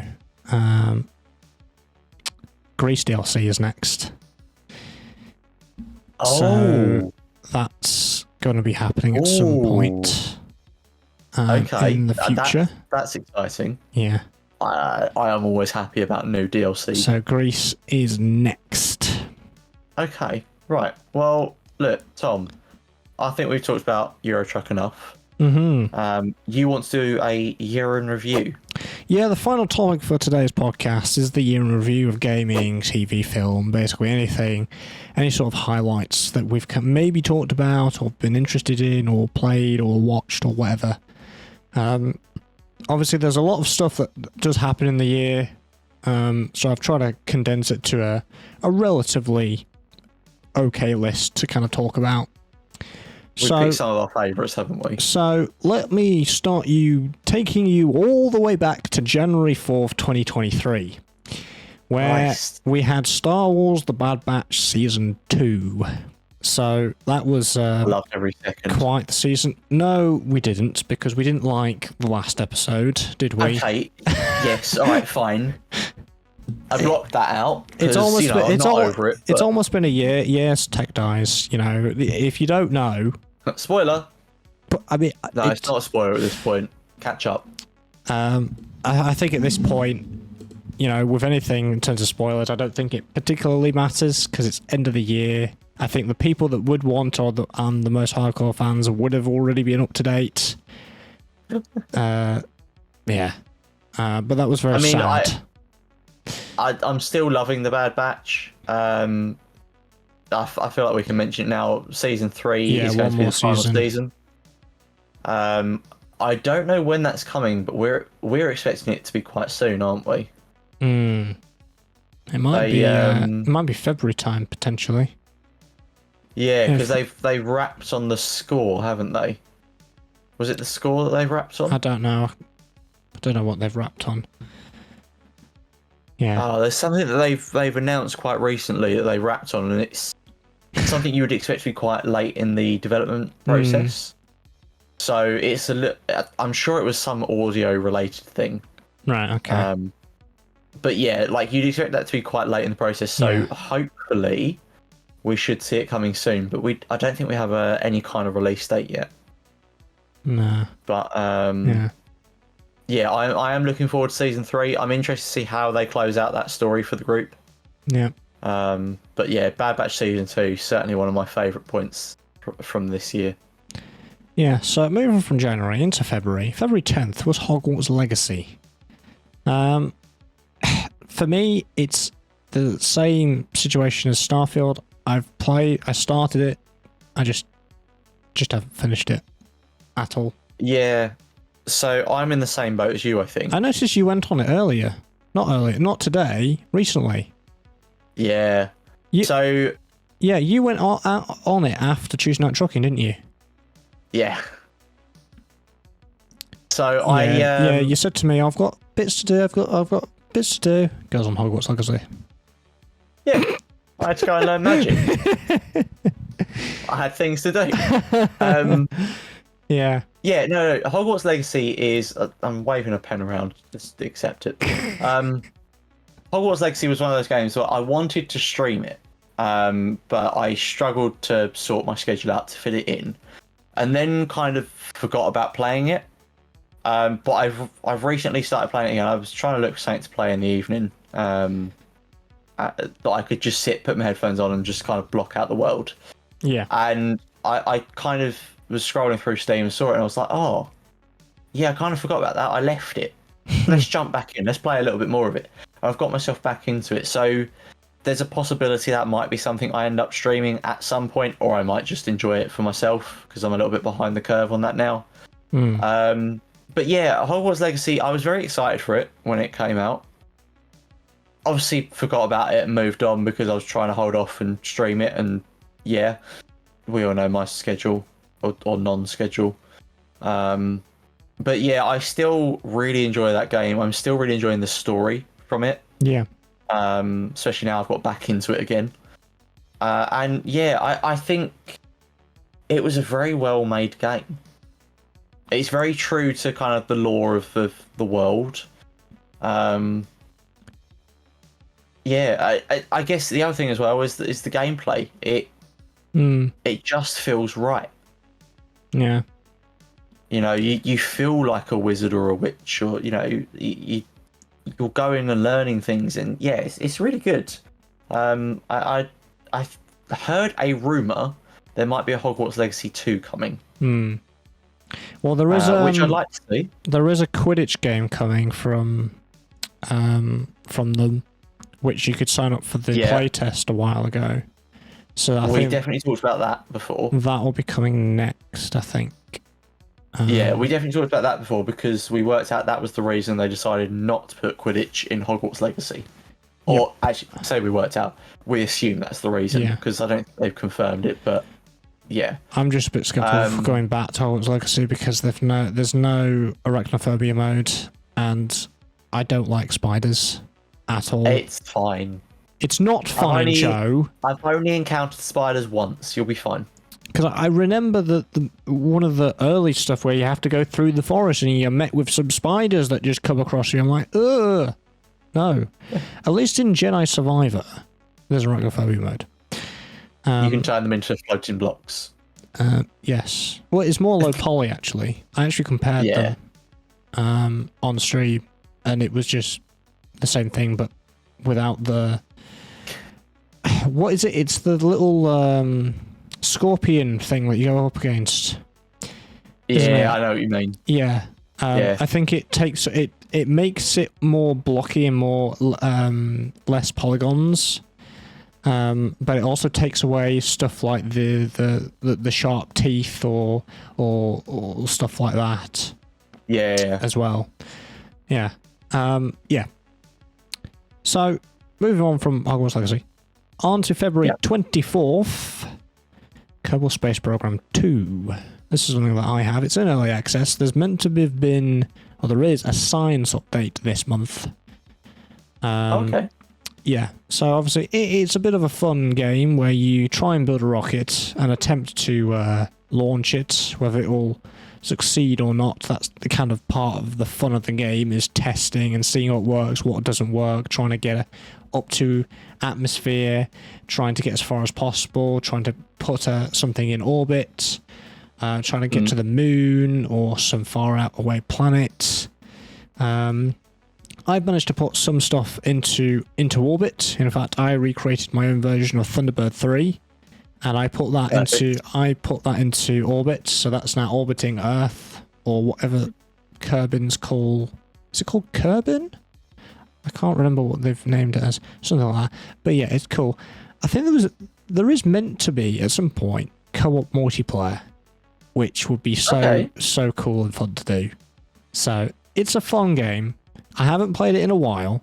I might go back to it because it is one of those trial and error, failure, funny games to kind of play. So maybe I'll have a go again. We've just talked about it. Jedi Survivor, April 28th. It's a while ago. It was. Yeah. I mean, I talked about it a lot at the time. Star Wars Fallen Order, Jedi Fallen Order, was my favourite game of all time when I played that. Jedi Survivor has taken that spot. I think it's still there, I'll be honest with you. Yeah. I've not played a game where I have enjoyed the story and the experience so much like I did with Jedi Survivor. And that, for me, is why it's my personal pick for Game of the Year. For me, I feel like it should have been, because I've not played anything that's given me that experience again. Yeah. Survivor, I can sing its praises all day long. And honestly, this year was so filled with issues with video games, particularly from my experience. Jedi Survivor did have some, but it was very minor in comparison to stuff like Forza or City Skylines 2, and I feel that out of all the games that did have issues, Jedi Survivor is probably one of the best ones that did it all right. Obviously, I did have some frame rate issues as well, particularly going into the map, the hollow map. But, okay. Yeah, I think we definitely talked about this before on one of the very early episodes. Yeah. Yeah. But yeah, definitely kind of game of the year. And I know some people that watch my Twitch won't like to hear this, but I have considered and will consider doing a second playthrough on stream again. Come April time. I know I've got a reputation with that game. Tom, have you missed inspecting pits and you want to go and check score out? Half of me actually wants to redeem myself from that title. I know I won't get rid of the title, but I want to redeem myself a little bit. Right. Or I'm going to make it worse. Yeah, I'm going to say it. You're not going to redeem yourself. You're going to do the exact same thing again, and it's going to be, why did you do this to yourself? And you'll be, I don't know. But first of all, this playthrough, I was planning to do it on control instead of keyboard or mouse this time, because apparently it's easier. Well, I played it on controller and I had a grand old time. You also inspected pits as well, so don't be pulling that. Not nearly as often as you did. Not nearly as often, but you still did it. Because we both agreed that we tried to jump at a ledge at the last possible second, and it doesn't work. Because we both... because we always leave it half a second too late. Yeah. And then we go, we're dead. What's even going to be more fun is I was planning to up the difficulty by 1. Oh, good luck. Remember, I played it on journalist mode because I thought it was going to be like Ford Orders 1. So I played on like... Right, no, I take it back. Go play it on normal. What was it? Or is that their Jedi Knight? I think I played on Padawan, so I might do Knight. Yeah. I know you played on Knight, didn't you? Yeah. Yeah. Yeah, no, I think you've... the journalist mode, as you called it, was like Initiate or something. Yeah, that was a joke from Twitter. Yeah, that I mentioned before. Yeah. And then Padawan was like easy, Knight is normal, Master is hard, and then you have Grandmaster for those that... To be fair, like, it is like... People keep saying this, and I still agree. It is the Star Wars... what's it called? What's that really difficult game? What's it called? Dark Souls, that's it. It's the Star Wars Dark Souls. I mean, I certainly made comparisons with Dark Souls. It's very much the same kind of gameplay. Yeah, I mean, I've not played Dark Souls, but that's what the internet says nowadays, you know. I've only played a little bit, but I've watched people playing it, and it's a very similar kind of gameplay loop. Yeah, so it's do you blame me for dying again and again yes, and I do. again? Okay, right, okay. Fine. You don't have to walk into the pit. I don't purposely walk. It's a huge skill issue. You just jump and go, well, I'm travelling in this direction now. Right. The next thing is a bit of film, something I mentioned earlier in the year. Indiana Jones Dial of Destiny was on June 28th. I really enjoyed that film. It was really good. And it should be on Disney Plus soon. Oh. It's funny. Lucasfilm advertised it early in the month saying, oh yeah, it's on Disney Plus. I'm thinking, no, it's not. And it's because it's probably available for US people, because apparently for streaming services, time zones and different countries is still a thing. And a little rant here, but I thought one of the points of the streaming services was to make sure everything was a bit more unified, not this, oh, this country has this exclusivity of we get it first. No, we get it first. But no. Just use a VPN. VPN. Anyway. Yeah. Which actually goes on to the second film that I watched this year in the cinema. Mission Impossible Dead Reckoning Part 1. 14th of July. Again, great film. Great film. Tom Cruise knows how to make a film. He knows the formula, and he's done it perfectly correct. And to be quite honest with you, it was out of the two, Mission Impossible Dead Reckoning Part 1 was the one where I thought to myself, I want to go to the cinema. I want it again. And I've never had that experience with any film during cinema ever before. So it was a good one. And that's now out, available for you to purchase on the likes of the DVDs or whatever. Me and our family, media format. our family tend to do this DVD thing when they're out, because that's more of a film that we all like in our family. Yeah. Mission Impossible. Obviously, I went to go and see it with my dad because he loves Mission Impossible. So it's something that we want to have in our lovely DVD collection. Call me old, by all means, but I do like a DVD. They're still quite good. Right, moving on. To August 22nd, Ahsoka. Brilliant. Oh, take me back. Can't believe it was August? No. Yeah. My God. August. I want to go back and watch it all again. Yep. Just every moment of it was perfect, in my opinion. Yeah. It's true to the characters. It's true to the lore. It's written by it was written by Dave Filoni, wasn't it? Yeah. Yeah, he's a god amongst men.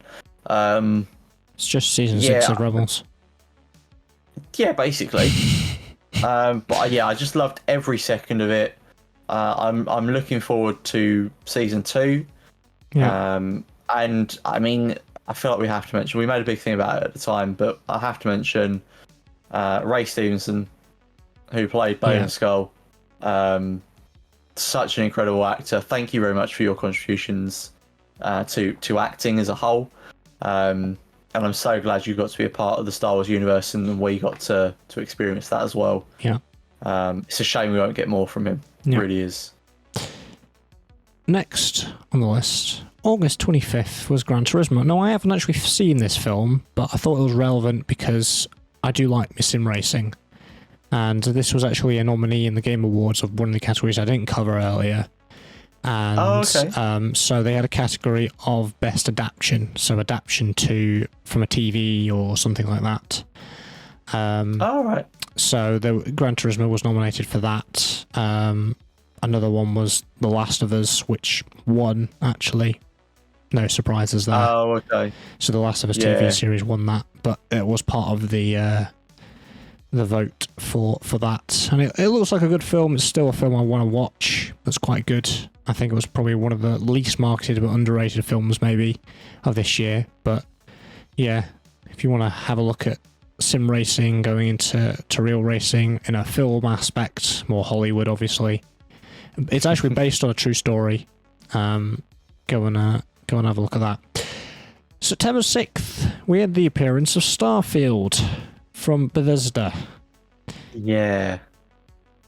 Yeah, the same story as Hogwarts Legacy. I started streaming it, and then the next time I wanted to stream it, because I was exclusively streaming it, I was like, I don't want to stream it. Yeah, it's the exact same for me. I don't know why. I have no motivation. It's still installed, and I'm like, I don't know what to do with it, because do I continue it on stream because I started it on stream? Do I continue it out? I don't know what to do. Not a clue. Yeah, no, Starfield is the same for me. It's another one of those where I wanted to play it on stream. I forced myself to... I played a little bit of it so I could get a feel for it before I jumped in on stream. I should have done that, but I don't do that. Maybe I should start doing that. But there was this thing, I don't like to do that normally because I don't want to ruin the story for myself. Yeah. But I also couldn't stream it when it came out, and I was like, I really want to play it. I want to get started. So I played a little bit of it, played it on my own, again, headphones on, shut out the world, just enjoy it for a little bit. Yeah. And then haven't found the time to fit it into my stream schedule and have kind of forgotten about it. It's one of those that I still want to go back to, and I might, like Hogwarts Legacy, just end up going back to it on my own anyway. I'd like to stream it still, but yeah, it's another one of those that I was really excited for it. I'm still kind of excited for it, but I just don't have the time to play it, unfortunately. Yeah. But yeah, I'm hoping that certainly that I will come back to Starfield as well as Hogwarts Legacy. Sticking with September 14th, Crew Motorfest. So this is more of a me thing. Past its so-called honeymoon phase, I haven't really touched it, I must admit. But it's definitely a game that I enjoyed. I think it's just that I'm a little bit bored of this similar thing of these arcade racers doing this festival element. Forza Horizon, I've been doing it for years, and I'm not the only one that's a little bit just bored of it. Right. I just want to do track racing.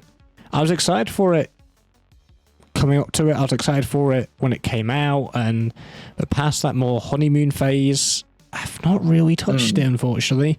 Mainly because I had issues with it on stream, and which seems to be very much of a consistent factor this year, unfortunately, which has really deterred me from streaming some games.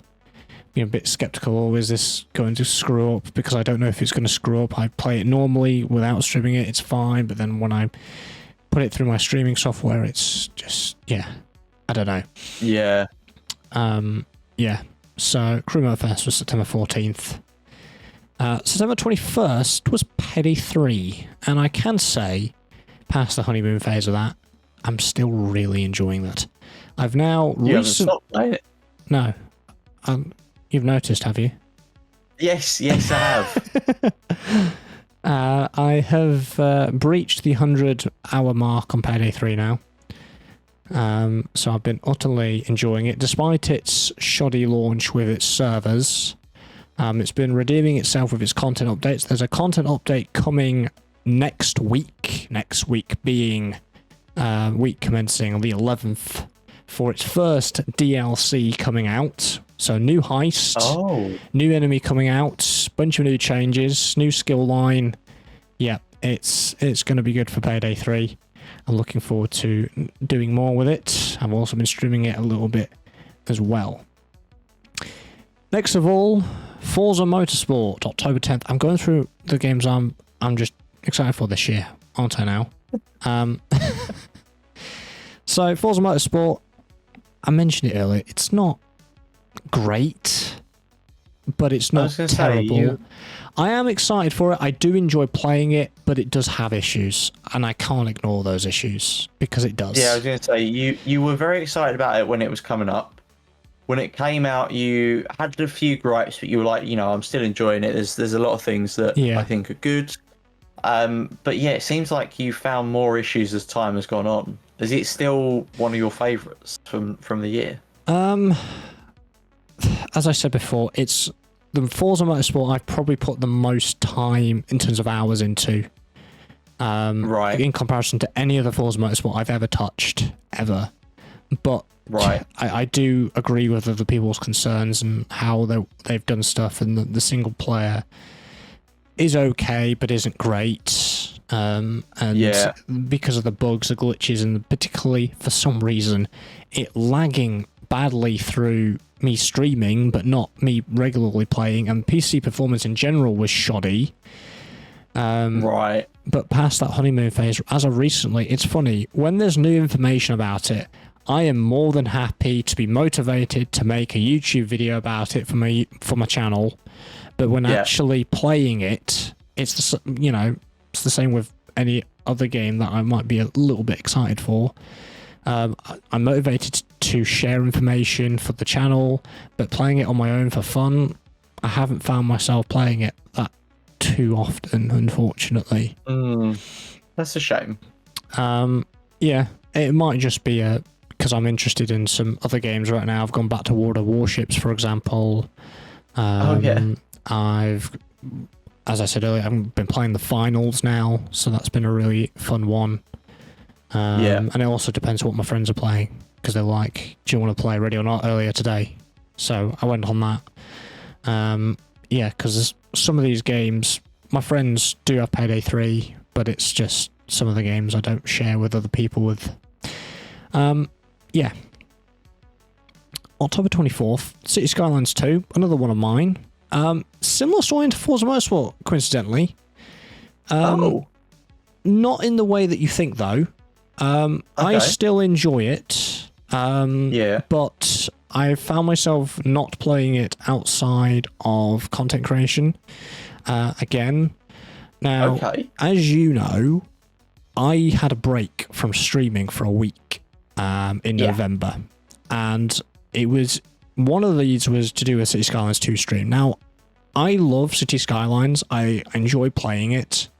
Streaming a game like that is very hard. It's very difficult. Unless you have a objective that you preset, it's hard to do an entire 3-hour stream on, because it can get a little stale, I would say. That makes sense. Me on my own, I can play it for hours. As soon as I start streaming it, I can't. I wouldn't say I was getting bored during stream. I felt my eyes just shutting and just wanted to go to sleep. This was during Forza Motorsport as well. A game that I would have thought would have kept my interest, because it's racing, and it's fast paced. Cities Skylines 2 is quite slow paced and that kind of stuff. So that's why I had my bit of a break, because I thought I obviously need a break, maybe a bit of burnout more often than not. But also, what's maybe going in through my mind is what's going to go wrong next, maybe. And that might be some motivation for streaming. And because of that, I think it's due to the streamers. That's the reason why I've been playing Cities Skylines 2 outside of streams. But I do wonder. Enjoy it. Yeah, go on. With Cities Skylines 2, I do wonder if it's one of those games that works better in video format. Because I have that feeling when I play Transport Fever 2.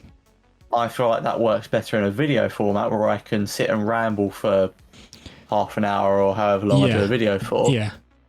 And I can edit it down to whatever I want to make it into. So whether it's a time lapse or so on and so forth. And then again, you can set yourself a goal for your save game. I mean, that you obviously build on through your episodes.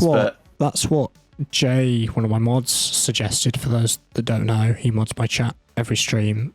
He suggested to have an objective. If I'm going to stream Cities Skylines 2, have an objective of what I'm going to do, instead of just freeballing it. So I need to set an objective or a few objectives that will be long enough.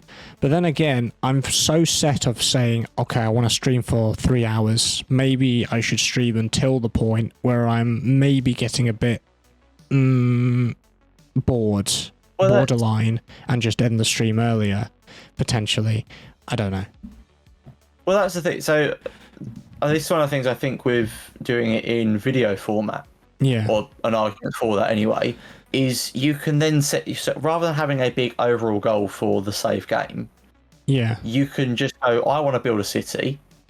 My goal for this episode is to build this district, or to go and detail, or whatever it is that you want to do. You want to do a high detail session, you want to do a building session, you want to go and lay roads, or you want to go and do industry, obviously, or whatever the case may be. And then you've got a 20-30 minute idea that you can sort of work with, and then it's more focused. If you sit there and record 5 videos in one go, that's what you do. But the thing was, I had an overall goal for the overall city, which was to basically unlock every single tile and try and build into every single tile, and then basically end the city. Oh yeah, I remember you saying So I was going to do that, but obviously, for me to be interested, this is like me playing Minecraft.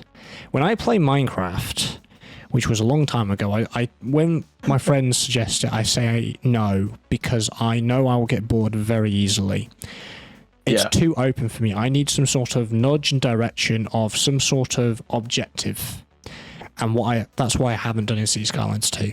But don't get me wrong, when I'm playing it by myself, I can play it all day without stop, and I do enjoy it. Yes, it has bugs, it has issues with it, but it is a really nice experience, and I do love it. It's definitely a huge improvement from Cities Skylines 1, most definitely.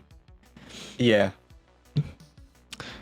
So, moving on to this list. November 10th was Call of Duty Modern Warfare 3's launch. Short campaign, as Christopher Judge during the Game Awards kind of joked, saying his speech from last year was longer than the Call of Duty campaign. There have been complaints. Zombies mode, in the way that it is, I prefer Cold War round-based zombies. I've re-downloaded Cold War to have a go at that, and it's better, in my opinion. Okay. I mean, people were saying about $70 DLC. I won my copy in a Twitter giveaway, so I can flex that. All right, that's right. Yes. Yeah, no, do you know what? I've been enjoying the new Modern Warfare games. Because obviously they've done it as a bit of like a remake almost, haven't they? Yeah. But I've not bothered to pick this up. I heard what you said about it. I've heard people online saying it's like 4 hours the campaign, which I'll be honest with you is usually my draw for a game because I'm more interested in the campaign than the online element. Yeah. I've kind of given it a miss so far. I want to play the story, but I also don't want to pay full price for it. From what I'm hearing, it's just not going to be worth it. I mean, to some people and a lot of people, the multiplayer is kind of fun. Obviously, there's people complain about skill-based matchmaking and all that, but I've had some fun with it. I suppose the zombies mode is relatively fun. It's okay. When I've gone through it, it's better than I thought it would be. It's not round-based zombies, right? But you can still have some fun, I suppose, with some friends, which unfortunately I haven't had a go with friends yet. Isn't it? So from what I've seen, isn't it like a Warzone experience? So it's like DMZ. So you were talking about extraction shooters. Oh yes. That's what DMZ was in Modern Warfare 2. You go in, you do some missions in this big open world, and there are other players. Except the zombies mode it's PvE, so you're dropped in with other squads. You've got to take out zombies, do your regular zombie stuff, pack a punch, all that kind of stuff, and then you extract. So it's almost like that. Okay. Yeah, it's all right. I mean, I can see it being fun for a little while, but eventually I'd want, like, I like the old zombies maps where you had to unlock the next zone. Yeah. I'd kind of want that back myself. Because obviously there are areas of that maps that are tier 1, tier 2 and tier 3, which would determine the zombie kind of stuff, and there's mercenaries on the map as well. But the lore for that is that they caused whatever caused the zombies, so that's why there are mercenaries on the map for some contracts that you pick up. So it's basically DMZ, but with zombies and no PvP, basically. They've added some more content for that. But yeah, if you do pick it up, even for cheap, I'm sure you can have a go at zombies. In fact, we could have a go at zombies together. Yeah, I'd be down for that. And that kind of gives you a sort of taste for an extraction shooter, I suppose. It's got the basic elements. The next thing on my list is December 6th with Destroyer the U-Boat Hunter. Now, this is a game that I've had in early access. It's finally releasing with 1.0. You are basically a captain of a destroyer and you're hunting U-boats, just like the title suggests. It's not arcadey like World of Warships. It's most definitely a bit more simulator-esque. You've got to really kind of hunt them, and it can be difficult. And there's death charges that you've got to get right. You've got to align it with a graph and stuff. It's a really cool game. If you like something like World of Warships and want something a bit more hardcore, Destroy the U-Boat Hunter. Definitely a highlight of this year, and I want to go back to it. Definitely want to go back to that. Do you know what? I'm just having a quick look on Steam. I think I've seen some of the early access gameplay for this. Yeah. I'm sure I have. It looks very familiar to something that I have seen, but it could be something that I had to take a look at some stage. Yeah. December 7th. Avatar Frontiers of Pandora. Now, I have no interest in this game. However, you, on the other hand, have played said game. You're missing out. So, this is another one that I want to stream. However, I'm doing a really bad job of not playing it outside of the stream. You know at this stage, I like to, if I'm playing a story game, I like to share my reactions on stream. So it's all raw and natural. Yeah. But I'm enjoying this so much that I can't put it down. Yeah. So every time I've got like a couple of hours in the evening or something, I boot up Avatar and start playing for a little while. It's so good. The game is stunning. absolutely stunning. I've It looks exactly s- like the world from the films. I've seen some screenshots. Yeah, Yeah, it does look it's good. amazing. You play as a Na'vi and you feel like a Na'vi. Like the gameplay is exactly what you would expect or what you would hope for playing one of these giant blue aliens.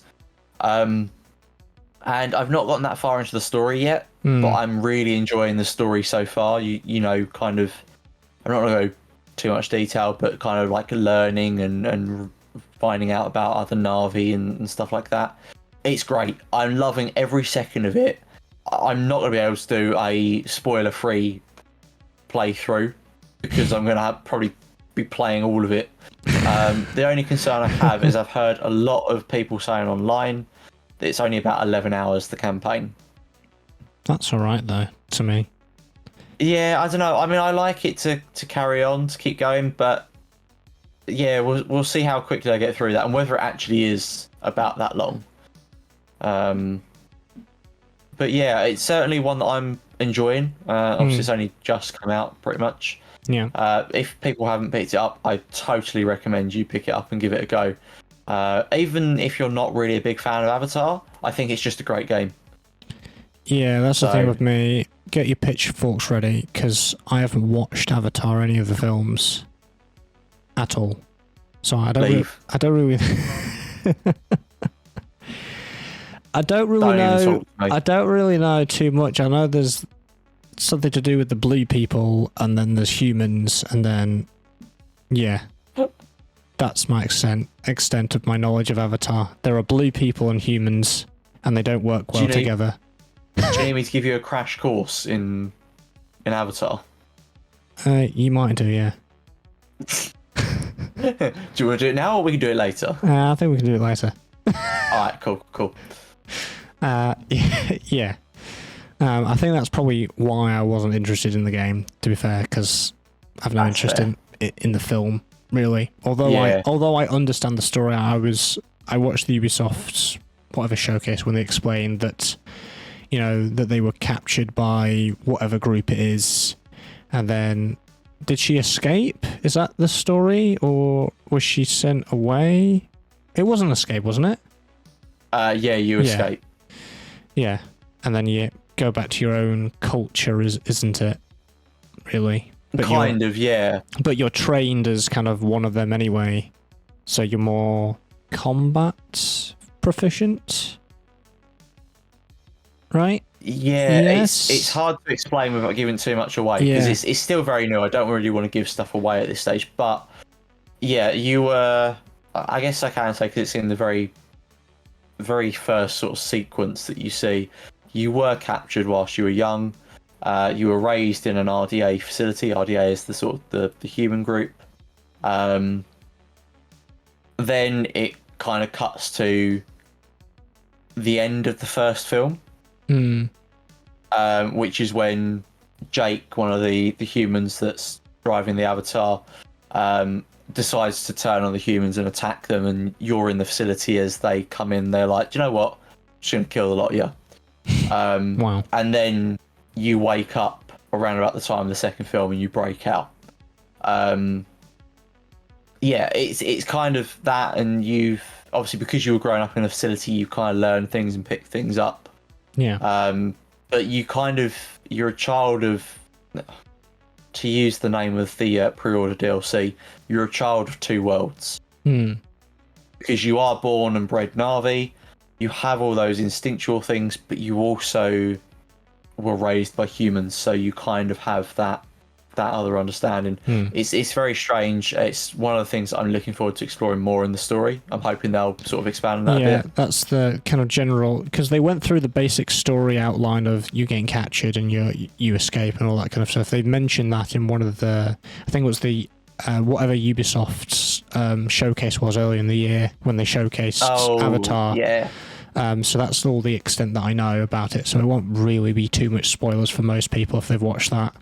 Because it was a basic overview of exactly what the game was about, to get people's an idea of what it was. December 7th also was the release of the day before. Oh god, where do I start with this? Oh I don't know dear. much about it.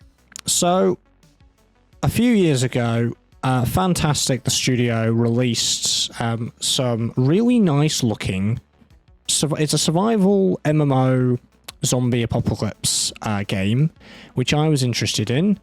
It seemed like it combined elements of the Division 2 with some physics from Spin Tires and SnowRunner when they showcase some SUV going through the mud, where you can have it's basically this PvPvE sort of thing. So you've got other squads that you can have and all that kind of stuff. Everyone was very skeptical.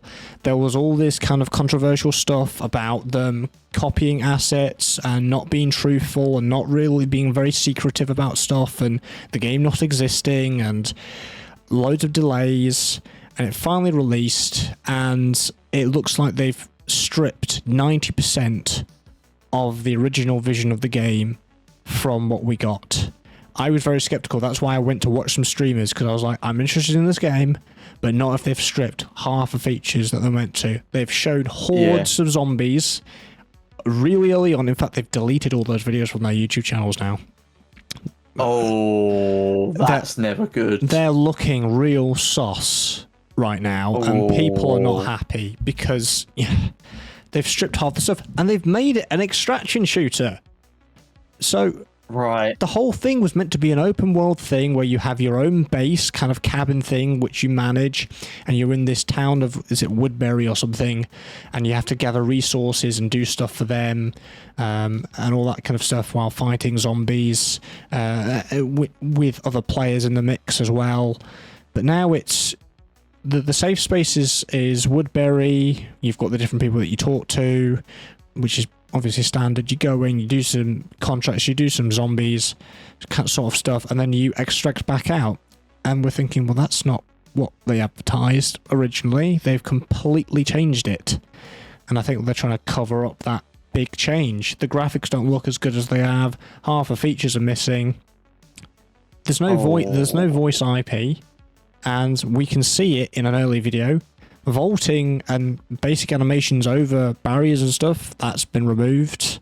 Not there. There's just all these things. The quick looting UI thing, that's been removed. So the people that were very skeptical and said, oh yeah, it's going to be a scam, or it's going to be, it's not going to be what it is going to be. Yeah, you guys were actually right. I was jumping from each camp.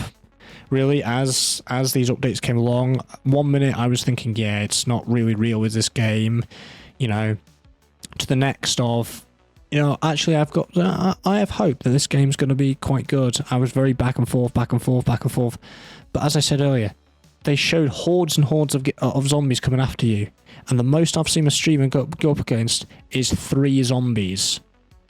That's not a horde. That's that's so disappointing. So, if you don't really have an idea, go and look at one of the early trailers that have been posted from IGN or some other, because obviously the devs have deleted it from their YouTube channel, and maybe have a look at a YouTuber covering the day before either its issues, or go and watch a live stream on Twitch and just try and compare some of the stuff, and you'll be able to see what I'm coming at with this. I'm very disappointed. I'm not a big survival game person, but this looked really interesting. Maybe I can get into this survival game, because it looked quite interesting. Me and my friends thought, oh yeah, this is great, because I loved the Division quite nicely. I thought it had that aesthetic, but it's with zombies in an open world. And it seemed quite good, but unfortunately, they've just not met what everyone wanted it to be. Unfortunately, the stars and didn't even give us the moon.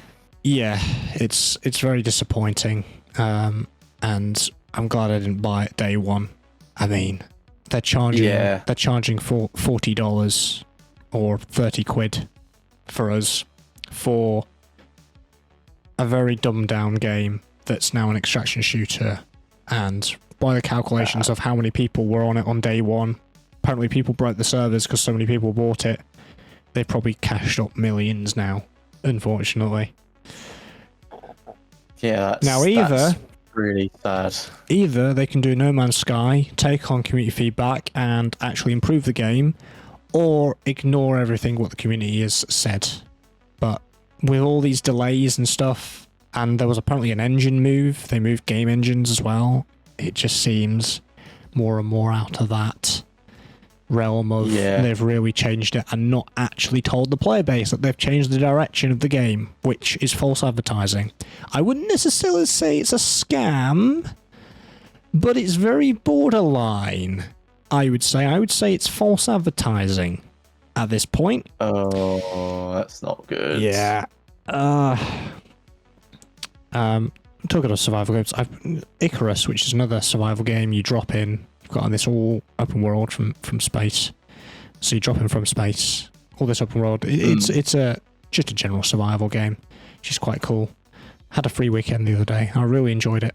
So I actually might pick it up during Steam sale if it's on sale. Instead of the day before, because that was what I was expecting it to be, despite it having mixed reviews. But yeah, anyway. I could ramble about the day before for an entire podcast. So I'm going to move on to the last thing, which is December 20th. Percy Jackson and the Olympians.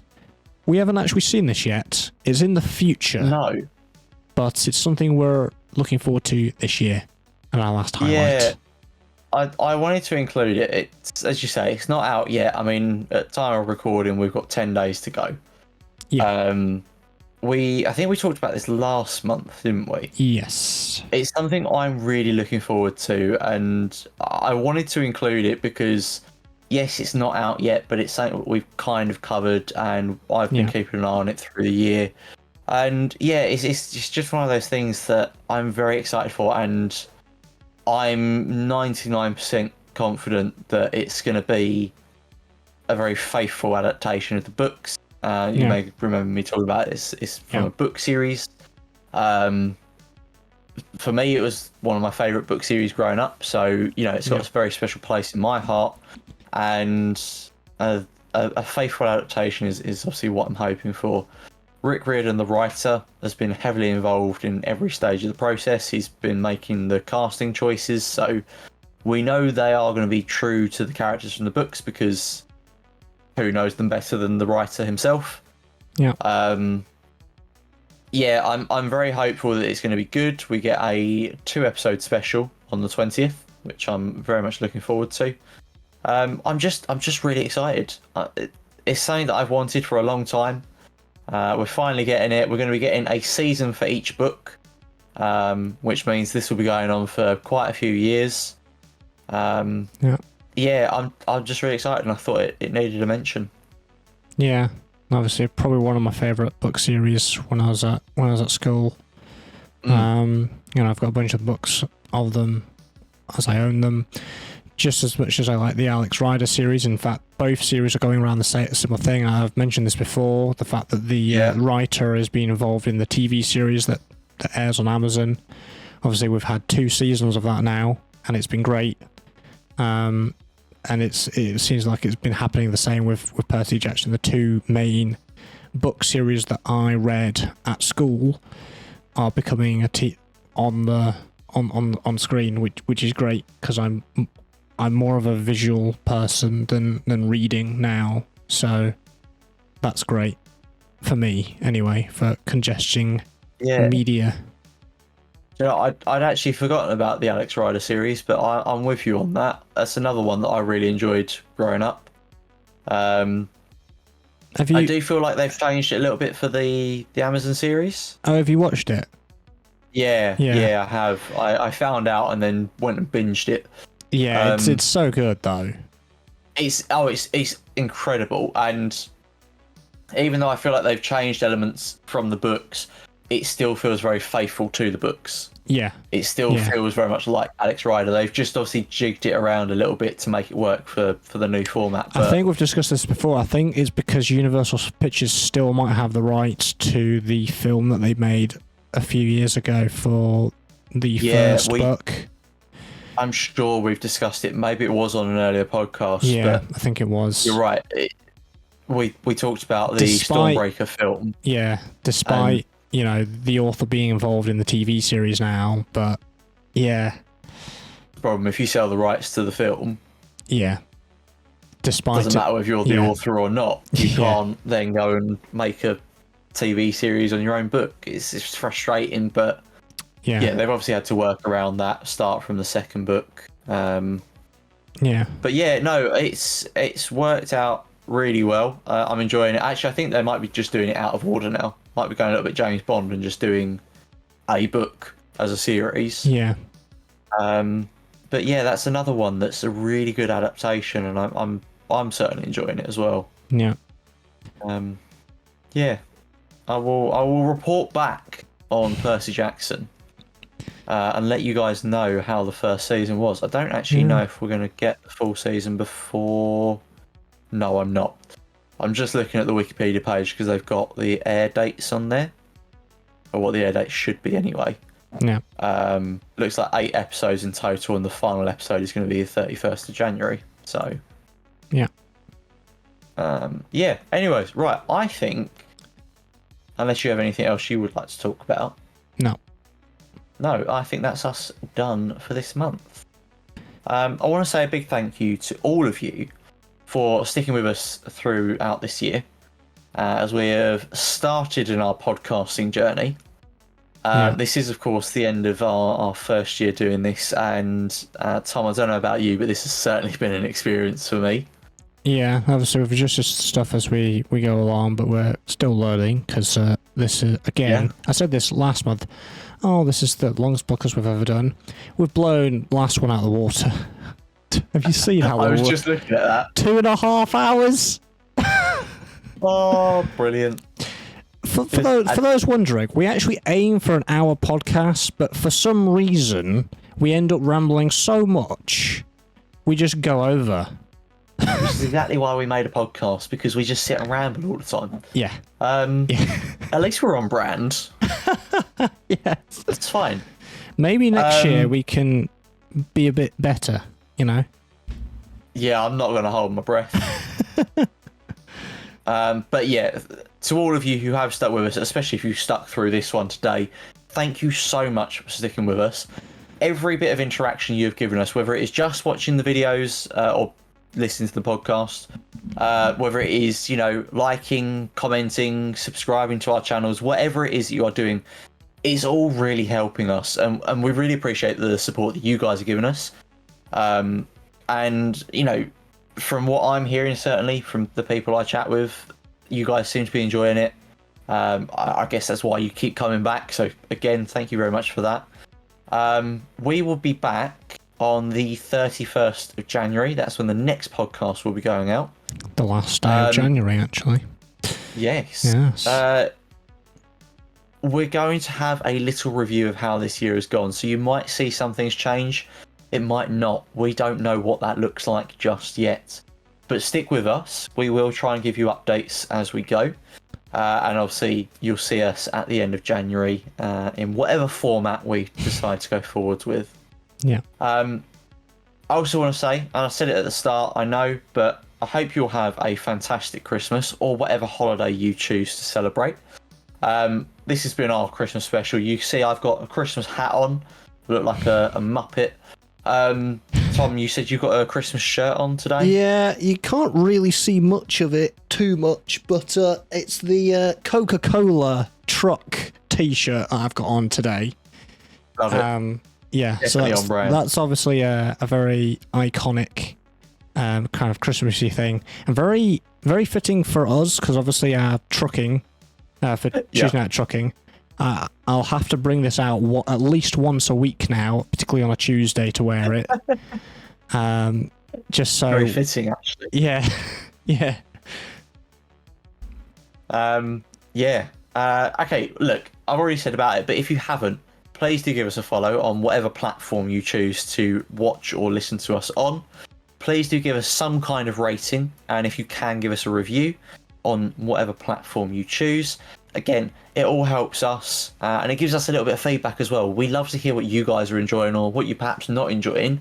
Yeah. And these are the things that we can look at for next year as well. So please do. Your feedback is so important to us. It's essential. So yeah, if you can, we appreciate it. If not, totally fine. You can stay up to date with the podcast by following our socials. So we'll start with Discord. There will be links down in the description. So go and have a look at those and click and come and chat with us and let us know what you're enjoying. You can find us on Twitter. I am on Twitter at twitter.com/FamiliarForce. Tom is over at twitter.com/MaverickRNG. We also both make content over on Twitch, as we've talked about today, and on YouTube. Tom's definitely more on the YouTube side than I am. So my Twitch is twitch.tv/FamiliarForce. Tom, do you want to plug yours? Yeah, mine's going to be Maverick RNG over on Twitch. And YouTube's are going to be the same, so youtube.com/@FamiliarForce and youtube.com/@MaverickRNG. What a year it has been. Thank you for sticking with us. We will see you guys next year on the Fandom's Edge.